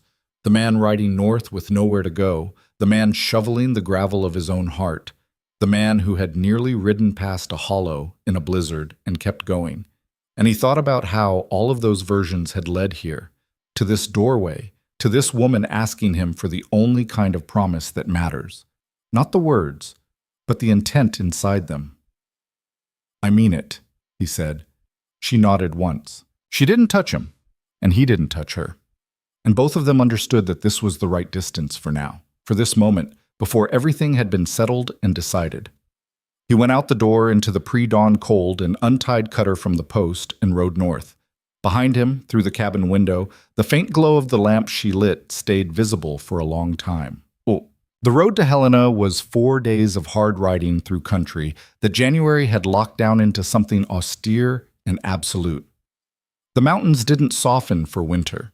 They became more themselves, stripped of everything peripheral, all granite and ice and the skeletal black lines of lodgepole pine against white sky. Ethan rode with Thomas's tin box inside his coat and Aldridge's medical notes folded against his chest and the affidavits in the saddlebag wrapped in oilcloth, and he kept Cutter moving at a pace that respected the terrain without wasting it. He camped 2 nights in the open, cold camps with small fires that he kept low, and 1 night at a roadhouse outside a settlement called Milford, where the proprietor asked no questions and the coffee was hot and real. He thought about the Dalton Ranch both nights in camp, the way he'd learned not to think about things he cared about. Directly, without trying to manage it, letting the thinking go where it went. He thought about Caleb's face when he'd promised to come back, the absolute solemnity of it, the child weighing the promise and deciding it was good. He thought about what it meant to be the kind of person a 5-year-old decided to believe in, and what it cost not to be. He thought about Mara saying, "I'm asking you to mean it in the near dark," and the way it had landed in him, not like a demand but like an acknowledgement. She was naming something they both knew was real and asking him not to run from the naming of it. He thought about Grace, about the 3 years of her, the specific weight of her against his shoulder, the sound of her voice saying "Papa" in the particular way she said it, with the middle of the word going up slightly. He thought about her and it hurt, and he let it hurt, and it didn't destroy him, which was new. On the 4th morning, he rode into Helena. The federal marshal's office occupied the 2nd floor of a brick building on the main street, up a flight of stairs that announced official business at the top with a frosted glass door. The marshal himself, a man named Garrison, compact and gray-haired, with the economical manner of someone who spent his days separating significant information from insignificant, received Ethan without an appointment at 10 in the morning, looked at his credentials, and listened. He listened for 40 minutes without interrupting. He read the affidavits, read Aldridge's medical notes, looked at Thomas's ledgers, examined the land survey. He asked 4 questions, all of them precise, none of them rhetorical. "How long has Harlan held the county judgeship?" he said. 11 years, Ethan said, appointed under the previous territorial governor. Never challenged. This cord, you have no documentation on him specifically, no affidavit. No, he's the kind of man who doesn't leave documentation. Garrison tapped the medical notes. Aldridge will testify to this in a formal proceeding? He gave me those notes with both hands. He's been holding them since August. A pause. You said the widow has written 3 times. 3 letters, none answered. Garrison looked at him. I received no letters from Amara Dalton. No, Ethan said. I didn't think you had. Garrison was quiet for a moment, looking at the papers on his desk. He had the stillness of a man doing rapid internal calculation, and when he looked up, his expression had resolved into something definitive. I'm going to need a week to prepare properly, Garrison said. I want 2 deputies, and I'll want to contact the Territorial Attorney General's office before I walk into Harlan's courthouse. I'm not giving him advance warning, and I'm not giving him grounds for procedural dismissal. He looked at Ethan steadily. Is the family safe for a week? Briggs is there. A storekeeper named Ellis comes out daily. The judge knows something is moving against him, but he doesn't know what we have yet. Ethan paused. A week is the edge of safe. Then we'll be there in a week. Garrison stood and extended his hand. You've done solid work with this. Clean chain of evidence, credible witnesses, medical corroboration. He paused. Harlan is going to argue everything he can think of. He can argue all he wants, Ethan said. Thomas Dalton was careful. He didn't stay in Helena. He turned Cutter around the following morning and rode back the way he'd come, harder now, the urgency in him that had been banked down during the outward journey now running hot and close. He made it back in 3.5 days, pushing through the last stretch in cold that turned his breath to ice on his collar, and arrived at the Dalton Ranch on a Friday afternoon to find the yard quiet and Briggs stacking wood outside the barn. Briggs looked up and read his face and nodded once. Quiet here, Briggs said. They sent one man past on the road 3 days ago, slow, looking. He paused.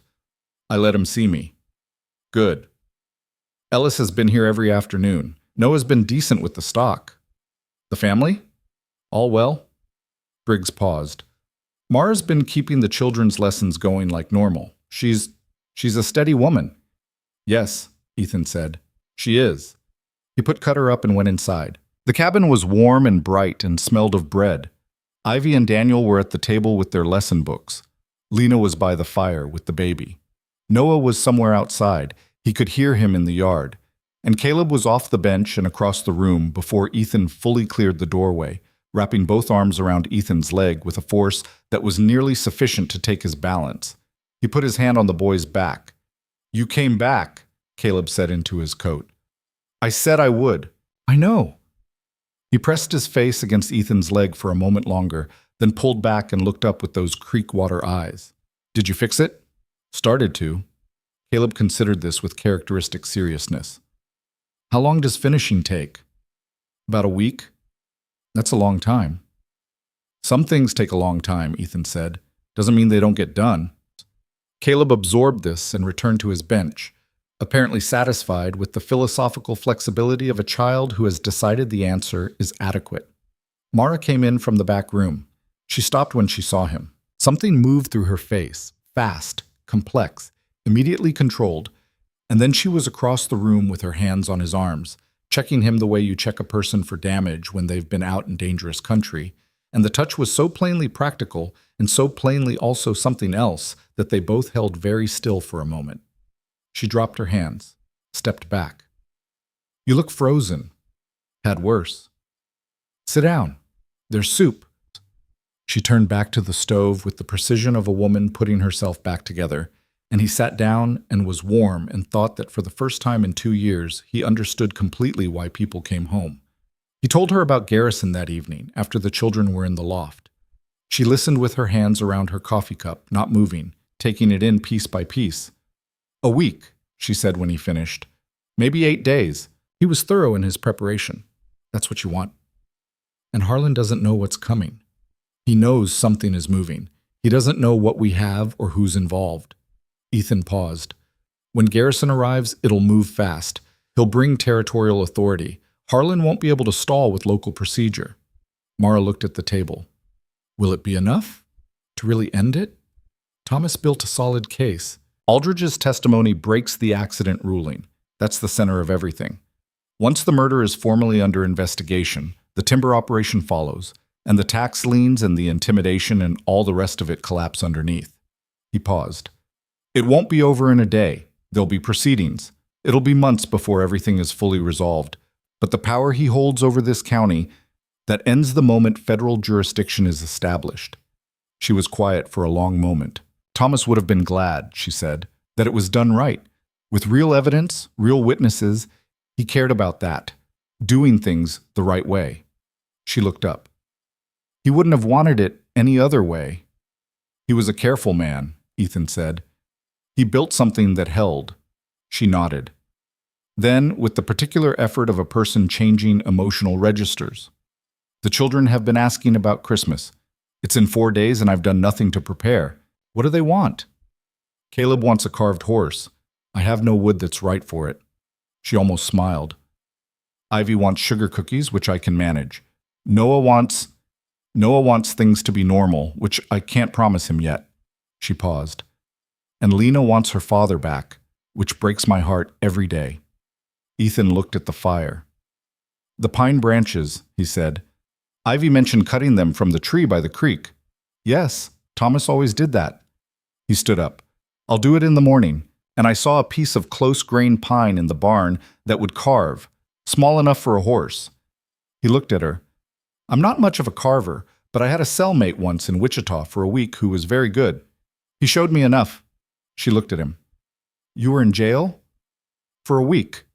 Misunderstanding about a wanted notice that had the wrong physical description. He paused. I was cleared. She looked at him a moment longer. Then she laughed. A real laugh, quick and genuine. And it changed her face entirely, lit it from somewhere deep, and he understood in that moment, clearly and without ambiguity, that he was in serious trouble of the best possible kind. "A jailbird," she said. "Cleared," he said. "Of course," she said, still with the laugh in her voice. "Sit down. Have more soup. What?" He carved through the next 3 evenings, after supper, by lamplight. It was a small horse, simple, a working horse rather than a fancy one, the kind of horse that carried people through cold and distance and didn't make a fuss about it. His cellmate's lessons came back to him slowly at first, and then more fluidly. The angle of the blade, the reading of the grain, the patience required to let the shape emerge rather than force it. Caleb watched him work from across the table every night with the intense, focused attention he brought to everything, silent, not asking questions, just watching. "Don't you want to know what it is?" Ethan asked on the second night. "I know what it is," Caleb said. "You do." "It's a horse." He tilted his head. "It's Cutter."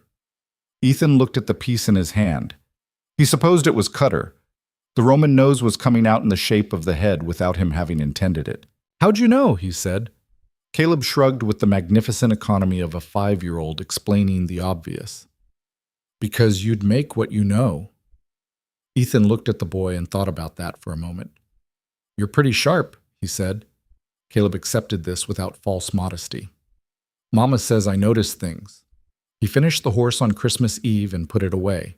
He cut the pine branches in the morning, as he'd said, a cold walk through the snow to the big tree by the creek, and carried them back and stood them in the tin bucket Mara indicated, and the cabin filled with the smell of live pine, sharp and cold and green.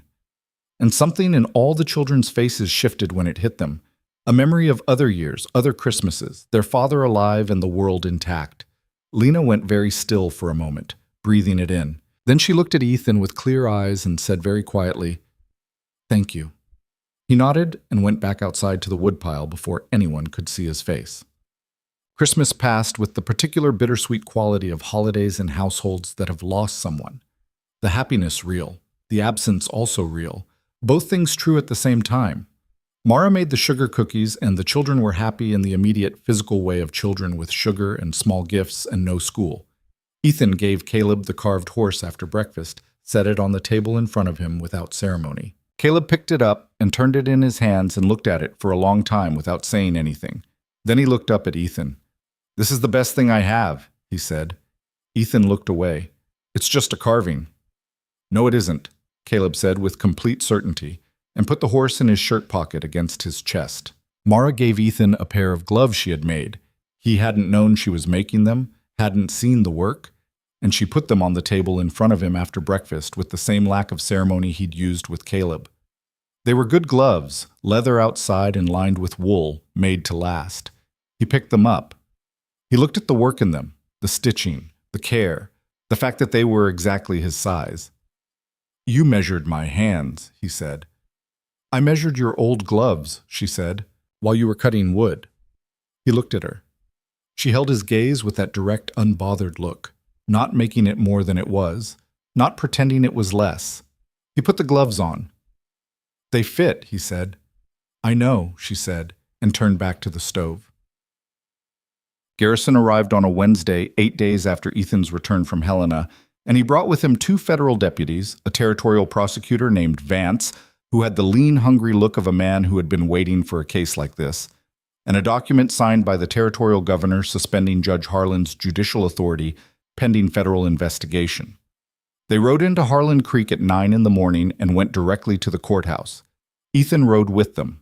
He'd ridden to the ranch first thing that morning to collect the original tin box, Thomas's ledgers, Aldridge's notes, the survey, and to tell Mara what was happening.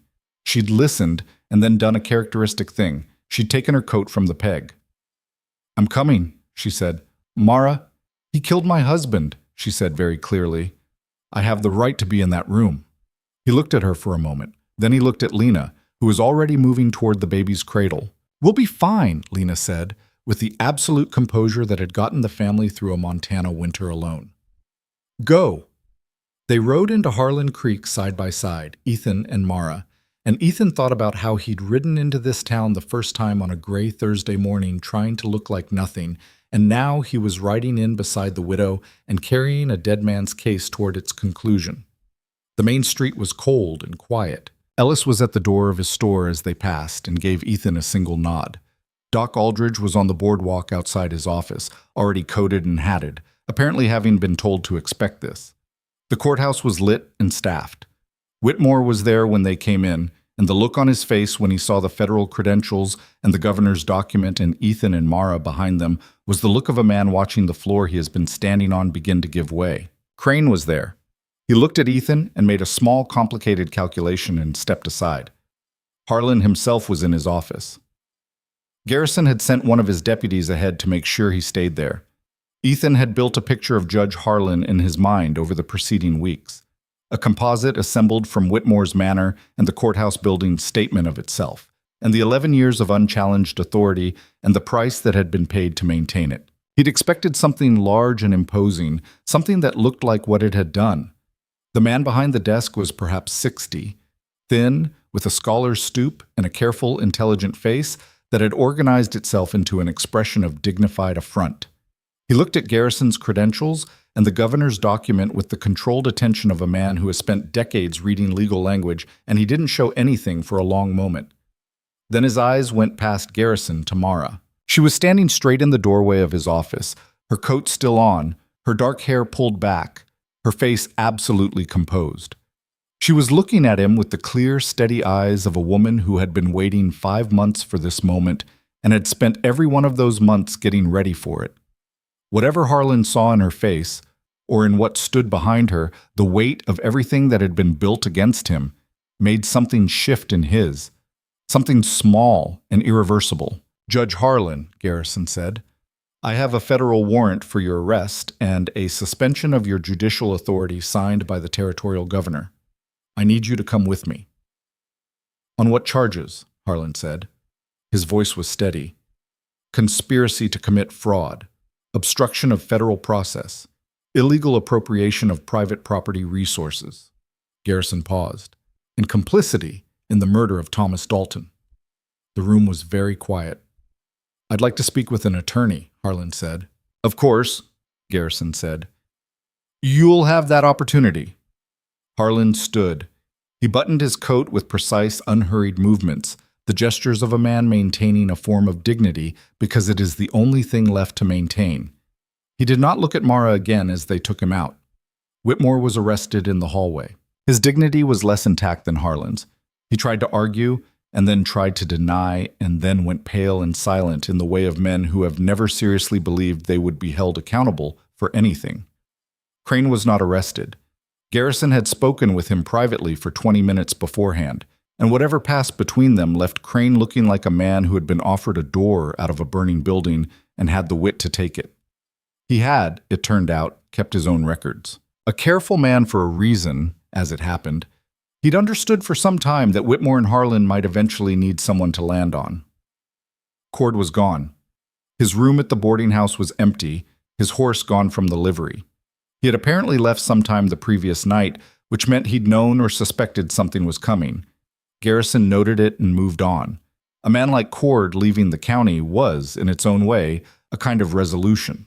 Ethan thought about it differently. He thought about it the way a former lawman thinks about a man who does work that doesn't get written down choosing to run rather than fight. It meant the thing behind him had stopped being worth the risk. It meant the power structure that had employed him had visibly collapsed. Men like Cord didn't stay in losing situations. It wasn't sentiment, it was arithmetic. The hearing that afternoon was brief and formal. A presentation of evidence before a federal magistrate who had ridden with Garrison from Helena, a preliminary review of charges, a bail determination that was resolved quickly, given the flight risk and the severity of the charges. Harlan sat at the defendant's table in his own courthouse with his hands folded and his face controlled and said very little. Tom Briggs was there. Robert Henderson had ridden down from the Clearwater Road. Doc Aldridge sat in the gallery with his medical notes on his knee, straight-backed and composed. Prosecutor Vance laid out the shape of the case in 40 clear, precise minutes, and Ethan watched the judge's face as the scope of it landed. Not just the timber operation, not just the tax manipulation, but the murder charge, the medical evidence, the chain from the men on the ridge to the foreman with the red beard and the scarred jaw to Whitmore to the judge's own office. And he saw the moment Harlan understood that Thomas Dalton's careful records had survived everything and arrived here intact. Mara sat beside Ethan through all of it. She was very still. When Aldridge read aloud the key passage from his medical notes, his professional opinion that Thomas Dalton's injuries were inconsistent with an accidental fall and consistent with homicidal violence.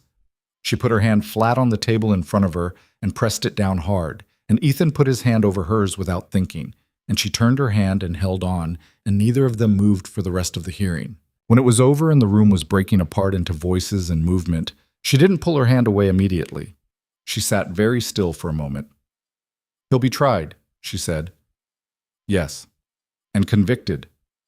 "If Vance is as good as he looks, yes, the case is solid." He paused.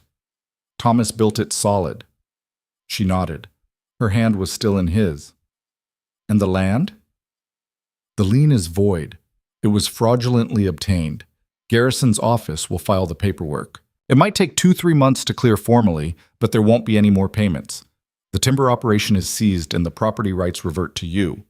He paused.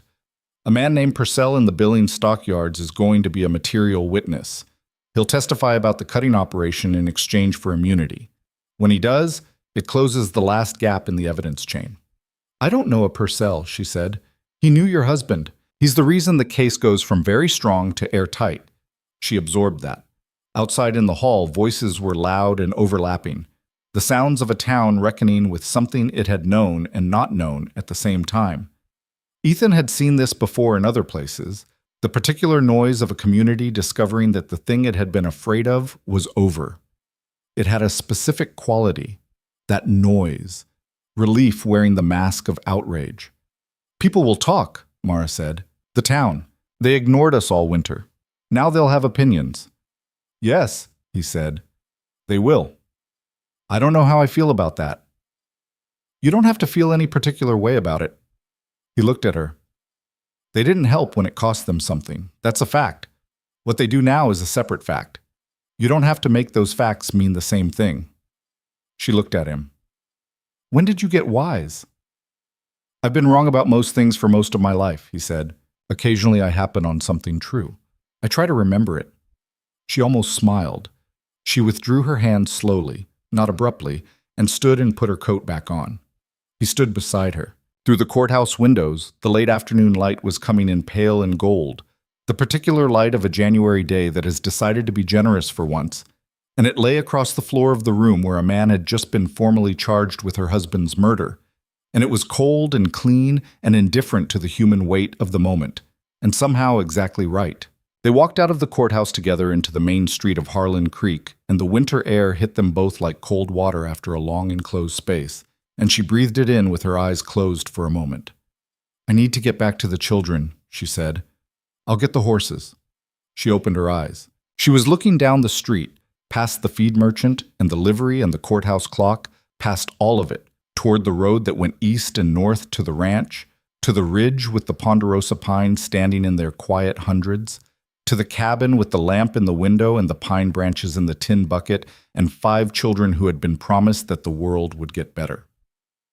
"Ethan," she said. He stopped. She turned and looked at him with those clear, direct eyes, the eyes that had been measuring him since the first morning, running their calculations, deciding slowly and carefully and without flinching what they were looking at. "What you've done for us," she said. "I don't have the right words for it. I've been trying to find them for weeks." "You don't need to find them," he said. "No, I know I don't, but I want to." She looked at him steadily. "You came into a hollow in a blizzard and turned your horse around for a boy you'd never met, and then you stayed." She paused. "I spent a long time thinking about why you stayed, telling myself it was nothing more than an old lawman with nothing to do and a case that interested him. That's easier than—" She stopped. "Then what?" he said. She held his gaze. "Then believing someone chose us," she said, "that you saw us and chose us. After everything." She paused. "It's harder to believe that, because if it's true, it means things can start again," he said. "Yes." The wind moved down the street between them, cold and clean, carrying the smell of pine smoke from the chimneys, And they stood in it and looked at each other with the particular honesty of two people who have been pretending for weeks that they aren't standing in the middle of something that has already changed them. "The land will need work in the spring," she said finally. "Yes," he said. "The south pasture fence is still down." "I know." A small pause. "Are you going to help me fix it?" He looked at her, at this woman who had stood on a porch in a blizzard saying, "I will not leave," and meant it down to the bone, who had pressed her hand flat on a table in a federal hearing room while a doctor read evidence of her husband's murder and not made a sound, who had handed him gloves she'd measured in secret and looked at him afterward with those eyes and not looked away. "Yes," he said. "I'm going to help you fix it." She nodded once. The ghost of something moved through her face. Not quite a smile, but close and warmer than a smile. Something more interior and more permanent. They walked to the livery and got their horses and rode out of Harlan Creek together in the late January light, back toward the ranch, back toward the children and the fire and the pine branches in the tin bucket, and the road ahead of them was cold and clear and long, and neither of them was riding it alone. Behind them, the courthouse clock marked the hour with its reliable, indifferent accuracy, and the town that had been named for a man who had just been let out of his own building in federal custody went about the slow, necessary work of understanding what it had allowed and deciding what it was going to be instead. Ahead, the mountains stood in their old silence, and the light on the snow was the particular gold of a winter afternoon giving everything it had left. And the road was good, and there was still plenty of it. The children were still awake when they got home. All 5 of them, which told Ethan everything about how the day had felt from the inside of that cabin. The waiting, the not knowing, the particular strain of a household holding its breath. Lena had Rose on her hip and was standing at the window when they came through the door. And the relief on her face when she saw her mother was the unguarded kind. The kind a 13-year-old can't manage out of existence, no matter how composed she's trained herself to be. She crossed the room and put her free arm around Mara's neck and held on, and Mara held her back with one arm, her eyes closed, her face pressed into her daughter's hair.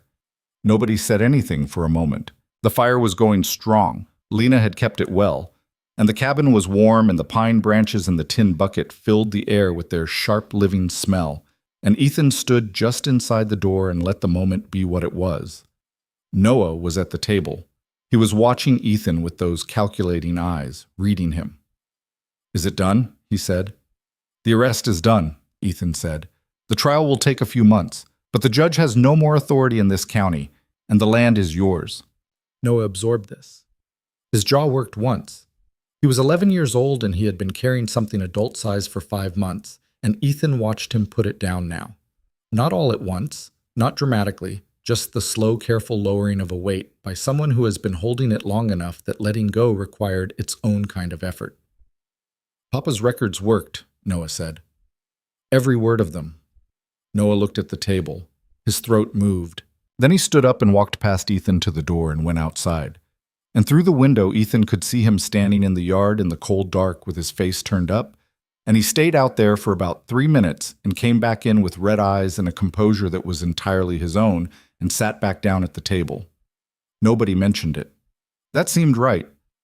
Caleb had fallen asleep on the bench waiting, his cheek on the table, one hand wrapped around the carved horse. Mara lifted him without waking him and carried him up the rope ladder to the loft, with the practiced ease of a woman who had been carrying children up that ladder for years. And when she came back down, her face was soft, with something that the courthouse and the afternoon and all the weight of it had not been able to touch. Just the simple animal love of a mother who has gotten her children through. "Sit down," she told Ethan. "Both of you."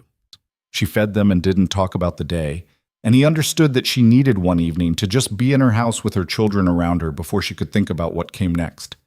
He ate and kept quiet and watched the room fill with the ordinary sounds of a family settling in for the night, and thought that ordinary was the most underrated thing in the world. February came in gray and relentless, and then, in its second week, broke unexpectedly into 3 days of pale warmth that everyone knew better than to trust but couldn't help responding to. The snow softened along the south-facing slopes. Water ran in the creek. The children went outside without their heaviest coats and stood in the thin sunshine with their faces turned up, doing what Noah had done in the yard that January night, something private and necessary that didn't need a name. The formal paperwork clearing the tax lien arrived from Helena on a Tuesday. Garrison sent it with a letter that was brief and professional and noted at the end, in smaller writing, that Thomas Dalton's documentation had been among the cleanest evidence he'd seen presented in 12 years of federal work. Mara read that line twice and folded the letter and put it in the tin box with Thomas's ledgers, and Ethan saw her do it and understood. She was putting it where it belonged, with everything Thomas had built, completing the record. The trial was set for April in Helena. Prosecutor Vance had been in correspondence with Mara's interests through Garrison's office, and the picture that emerged from those letters was a case assembled with the kind of thoroughness that left defendants nowhere to stand. Purcell had testified from the Billings stockyards, 5 hours with Vance's investigators, naming names, describing the operation's chain of command, confirming that the orders for the Dalton timber had come directly from Harlan Creek Timber Company, whose registered agent was a man named Sayers, who was, behind 3 intermediate names, Gerald Whitmore. Clara Fitch had given her deposition from Great Falls, what she had seen on the Dalton Ridge 2 days before Thomas died, the argument, the fear she'd seen in his face. She was 71 years old and had lived in Montana her whole life, and she gave her testimony in the flat, direct manner of a woman who has been waiting 5 months to say it and is not going to soften a word.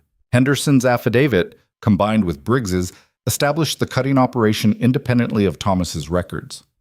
Aldridge's medical notes, delivered in person at the preliminary hearing, had already created enough momentum that the original county coroner's ruling on Thomas's death had been formally vacated and a new inquest ordered. The foreman with the red beard and the scar along his jaw was identified and located in a mining camp outside Butte. His name was Garrett Sims, and when federal investigators presented him with the weight of what they already had, and the option of facing it as a charged conspirator or as a cooperative witness, he chose cooperation in under an hour. He named names. The operation's financial records, seized from Harlan Creek Timber Company's offices, confirmed everything Thomas had calculated in his ledgers and exceeded it. Thomas Dalton had estimated the value of timber taken at a number that had made Ethan read it twice. The actual figure, established from the company's own records, was nearly double that. When Mara heard that number, she sat down. "He didn't know the half of it," she said, very quietly. "He knew enough," Ethan said. "He knew what mattered." She looked at the letter in her hands for a long moment. All those months. He was up at night, working on those records, and I used to tell him to come to bed. I told him it wasn't worth losing sleep over, that we'd manage. She stopped. He'd just look at me and say, "It's not just about us, Mara." He kept saying that. "It's not just about us." He was right. I know he was. She set the letter down. I knew it then, too. I was afraid. I wanted him to stop because I could see where it was going. She looked at the table, and I was right about where it was going, and he was right that it mattered anyway. Ethan was quiet. "How do you hold both of those things?" she said. "I don't know," he said. "I think you just hold them, both at once. They don't resolve. They just become part of what happened." She looked at him. "Is that what you do? With your wife? With Grace?" He had told her the rest of it in pieces over the weeks since he'd first said Grace's name to Lena. Not all at once, not as a confession, just in the natural way that two people who are spending real time together eventually share the things that made them. He'd told her about the fever that had taken them both in a week, the particular cruelty of how fast it went. He told her about the year he'd spent after, doing nothing and going nowhere, the way grief had made him something less than a person. He told her about the promise at the gravesite and what he'd believed it meant. "Yes," he said, "I hold them. Sarah and Grace were real and they're gone, and that's true. And this," he gestured, meaning the cabin and the children and her and all of it. "This is also real and it's here, and that's also true. I stopped trying to make those things cancel each other out." Mara looked at him for a long moment. "When did that happen?" "Somewhere between the north fence and Christmas," he said. She almost smiled. It was the close smile, the interior one, the one she didn't show the children when she was being their steady mother, the one that was just hers. "The north fence," she said. "It was a lot of fence posts," he said. March came. The world began its slow, insistent return, first at the edges, then everywhere, snow giving ground grudgingly, brown grass emerging from under it like something that had been waiting patiently for permission to exist. The creek ran high and loud with melt. Cutter and the ranch's two surviving horses moved to the south pasture during the day and stood in the pale sunshine with their eyes half closed, doing what horses do when winter loosens its grip. Ethan fixed the south pasture fence. It took 4 days, working alongside Noah, who had by this point stopped testing him with pointed questions and had moved into something else, a working relationship that had the shape of what it actually was without either of them needing to name it yet. Noah handed him rails. He tamped posts. They talked about the spring planting, about the stock they'd need to rebuild, about what the upper pasture might carry once the ground dried. "Do you know ranching?" Noah said one morning, driving nails into a cross brace with the precise efficiency he'd developed. "Some," Ethan said. "Enough to be useful. Not enough to pretend I know more than your mother." Noah snorted. "Nobody knows more than Mama." "True." A pause, working. "She's going to need help with the planting," Noah said, in the tone he used when he was saying something he'd thought about for a while and had decided to say anyway. "Tom Briggs is going back to his sister in Billings when the case is over. He told her last week." "I know." "So?"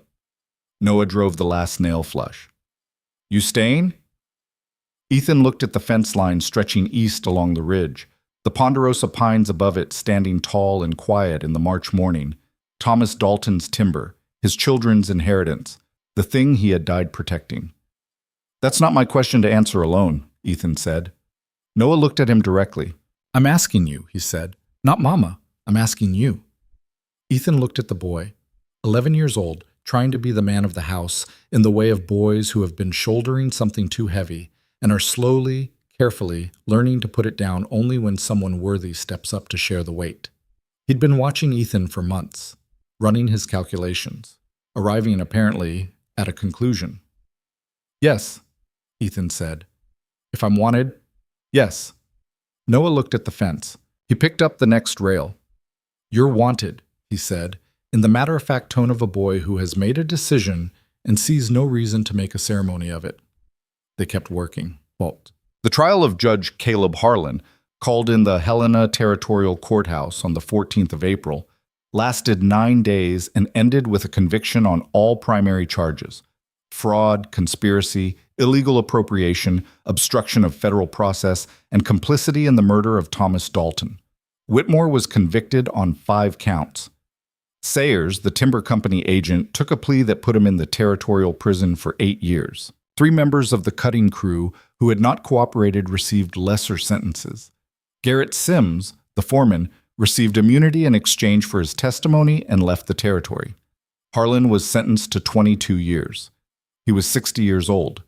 He received the sentence in the same controlled stillness he'd maintained throughout, and was led out of the Helena courthouse without looking at the gallery where Mara sat with Ethan beside her.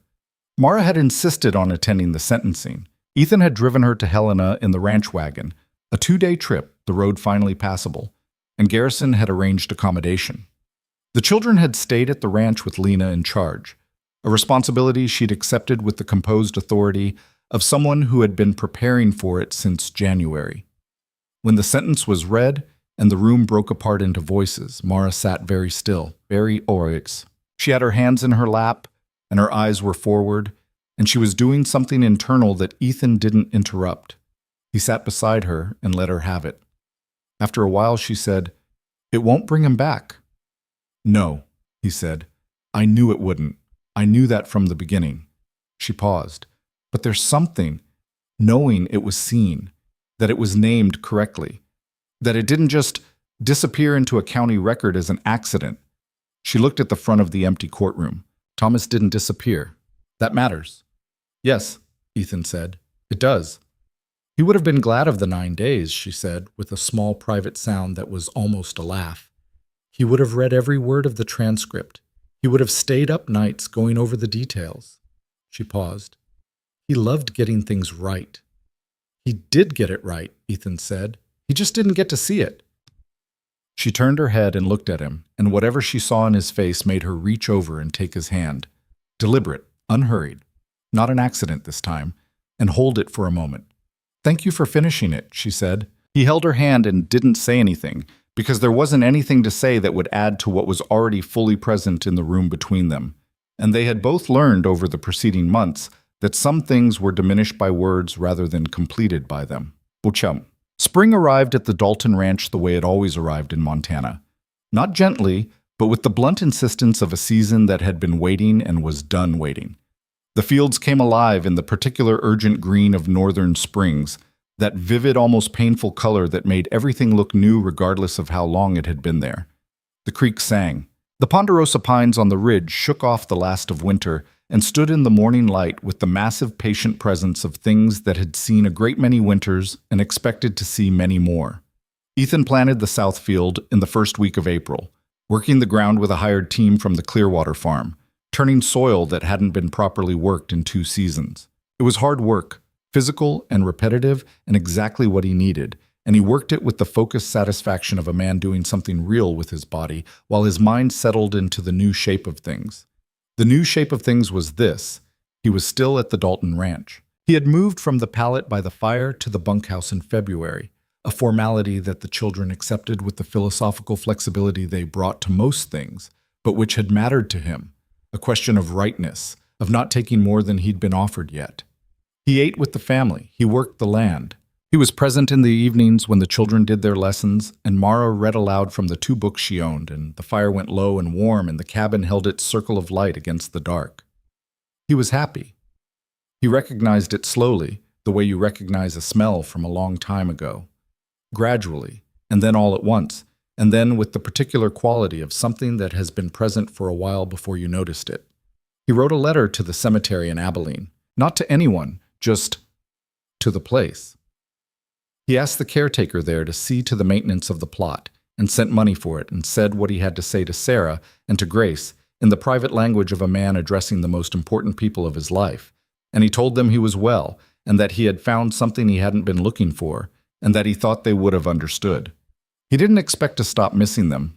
He didn't try to. Missing them was part of who he was and always would be, and it had its right place in him now. Not eating him alive from the inside, but present and acknowledged and carried with dignity. The grief had become something he held rather than something that held him, and he thought of Mara saying, "How do you hold both of those things?" and thought, like this, carefully, without pretending either one isn't real. It was Caleb who said it. Ethan should have expected it and somehow didn't. He'd been so focused on being useful, on not taking more than was offered, on letting things move at the pace they needed to move, he'd stopped tracking what Caleb was tracking. It was an evening in late April. The children had eaten, and Lena and Noah were in the loft working on their letters, and Ivy was teaching Daniel a game with pebbles on the floor by the fire, and Rose was in her cradle almost asleep, and Mara was at the table mending a shirt, and Ethan was at the other end of the table cleaning his bridle leather in the comfortable silence that had become their evenings. Caleb climbed up onto the bench beside Ethan and sat close, the carved horse in his hand as always, and watched the bridal work for a while in the way he watched everything, with complete quiet attention. Then he said, without preamble, the way he said everything, "Can I call you Dad?" The room did not go silent because Ivy and Daniel were still doing their pebble game and didn't hear, and Rose was almost asleep and didn't care. But Ethan felt the question land in him with the weight of something that had been building for months and had finally said itself out loud in the simplest possible words. He looked at Caleb. The boy was looking back at him with those creek-water eyes, open and direct and without strategy. Just a 5-year-old who had decided what he wanted and saw no reason not to ask for it. Ethan heard the mending stop at the other end of the table. He didn't look at Mara, not yet. He kept his eyes on Caleb. "You have a dad," he said gently. His name was Thomas. He was a good man. "I know," Caleb said. "Lena tells me about him. He could ride anything." He turned the horse in his hands. "But he's not here, and you are." A simple arithmetic, the logic of a 5-year-old, clean and unarguable. "You should talk to your mama about that," Ethan said. Caleb looked past him at Mara. Then he looked back at Ethan with the expression of a child who has already done the thinking. "Mama cries sometimes when she thinks nobody sees," Caleb said. "But she doesn't cry as much when you're here." He paused. "Lena says you look at Mama the way Papa used to, only different." He considered this. I don't know what different means, but Lena said it like it was good. Ethan finally looked at Mara. She had put the mending down. She was looking at him with those clear eyes, and there was something in them, undisguised, present, fully itself, that was all the answer to all the questions he hadn't yet found the exact words to ask. "Caleb," she said, and her voice was very steady, "go tell Noah his lantern's burning too low." Caleb slid off the bench with the easy obedience of a child whose request has been received and placed in the right hands. He went up the ladder, still holding the carved horse. The room settled around them, Ivy and Daniel with their pebbles, Rose breathing softly, the fire. Mara looked at Ethan. "I've been thinking," she said, "about what you said in February, about the south fence." "The fence," he said. "You said you'd help me fix it, and you did, and then you fixed everything else." She held his gaze. "I've been wondering when you were going to stop fixing things and tell me why." "I thought you knew why," he said. "I wanted to hear you say it." He looked at her across the table. This woman who had refused to leave her land, who had stood in a blizzard on a porch saying, "I will not leave," with the certainty of someone who has decided what they are, who had held a dead man's evidence together for 5 months, through fear and poverty and grief, and had never once stopped being the person her children needed her to be. He thought about what he'd been when Caleb found him in the hollow. The particular emptiness of it, the deliberate blankness, the long ride north toward nothing. He thought about the distance between that man and this moment, and it seemed enormous, and also, somehow, exactly one fence post at a time. "I want to stay," he said. "Not as a hired man and not as a neighbor. I want to stay the way Caleb said." He paused. "I know it's not simple. I know there's Thomas, and what his children are owed, and what you're still carrying. I'm not asking you to set any of that down." He held her gaze. "I'm asking if there's room for what I'm carrying too. Here, with you." The fire settled. Outside, the April night was cool and alive with the sounds of a Montana spring, wind in the pines, water in the creek, the large quiet of a valley that had come back to itself after a long winter. Mara looked at him for a long time, not calculating anymore, just looking. "You've been here since January," she said. "Yes." "You fixed the north fence and the barn and the roof and the pump and the south pasture fence and the well chain, and you carved a horse for my son, and you brought me pine branches at Christmas, and you rode to Helena in the dead of winter and came back in 9 days like you promised." She paused. "You came back."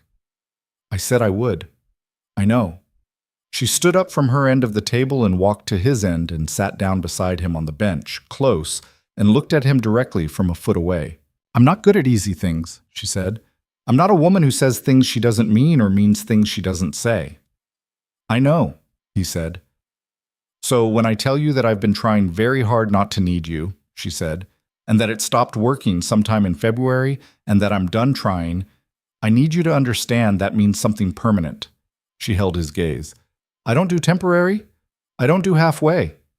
"Neither do I," he said. "Not anymore." She held his eyes for another moment. Then she took his hand, the hand with the new gloves she'd made him, the hand that had driven posts and carved horses and held her through a federal hearing, and held it the way she'd held it in that courtroom, like something decided. "Then stay," she said. "Yes," he said. They were married in June, on a Saturday, in the yard of the ranch under a sky that was the deep clear blue of a Montana summer morning. Doc Aldridge came from town. Ellis came with his wife. Robert Henderson rode down from Billings with his family. Tom Briggs was there in his good coat. And a surprising number of people from Harlan Creek came. Not out of obligation, but out of the particular desire of people who had failed to act and were now given the chance to be present for something worth being present for. Lena stood beside her mother in a dress that had been her Sunday best and was now her sister's wedding dress, let out and rehemmed by Mara's own hands, and she held Rose on her hip and looked at everything with her clear, careful eyes. Noah stood straight in his good shirt and watched the proceedings with the expression of a boy arriving at the far side of something long and difficult and finding the view satisfactory. Ivy cried the happy kind of tears and didn't try to hide them. Daniel held Caleb's hand because Caleb had asked him to. Caleb stood in front of all of them with the carved horse in his shirt pocket and watched Ethan and Mara say what they had to say to each other. And when it was done, and when Ethan turned and looked at the children, his children, the words settling into place with the solid rightness of something that had always been true and was only now being named, Caleb walked forward through the yard grass and put both arms around Ethan's waist and held on. Ethan put his hand on the boy's back. He looked up at the ridge, the ponderosa pines standing in their long rows against the summer sky. Thomas Dalton's timber, protected and permanent and no longer anyone's target, just trees doing what trees do on good land. He thought about Thomas and what he'd built, the careful, patient work of a man who believed the truth was worth staying up for, and he thought that the best thing he could do with everything Thomas had left behind was to take care of it, the land, the children, the woman who had refused to leave any of it. Mara appeared beside him. She put her hand in his and looked at the same ridge. "He'd have liked you," she said. "I would have liked him," Ethan said. She leaned her head against his shoulder, briefly, then straightened because there were guests and children and a wedding breakfast that needed seeing to. And Mara Dalton, Mara Walker now, was a woman who managed the world in front of her rather than the one in her head. But he felt it, the brief weight of it, the warmth, the reality. The man who had buried his heart in a Kansas graveyard 2 years ago and ridden north toward nothing stood in the yard of a Montana ranch in the summer sunlight with a boy's arms around him and a woman beside him and 4 other children somewhere in the noise of the yard. And he understood, not in a flash, but in the slow, settled way he'd come to understand most true things, that a life did not have to be only what its worst moment had made it. He had ridden into a blizzard wanting to die, and a 5-year-old boy's frozen fist had changed everything. He had been wrong about what he deserved. He had been wrong about what was possible.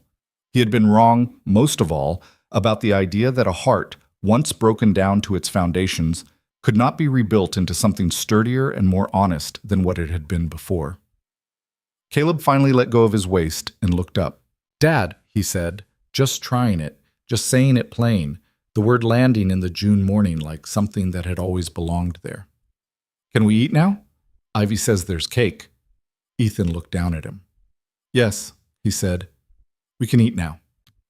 He took the boy's hand and walked toward the table and the noise and the people and the summer morning, and behind him the pines stood tall on the ridge and the creek ran clear in its banks, and the south pasture fence held solid along its line, and everything that had been broken had been, one post at a time, made whole.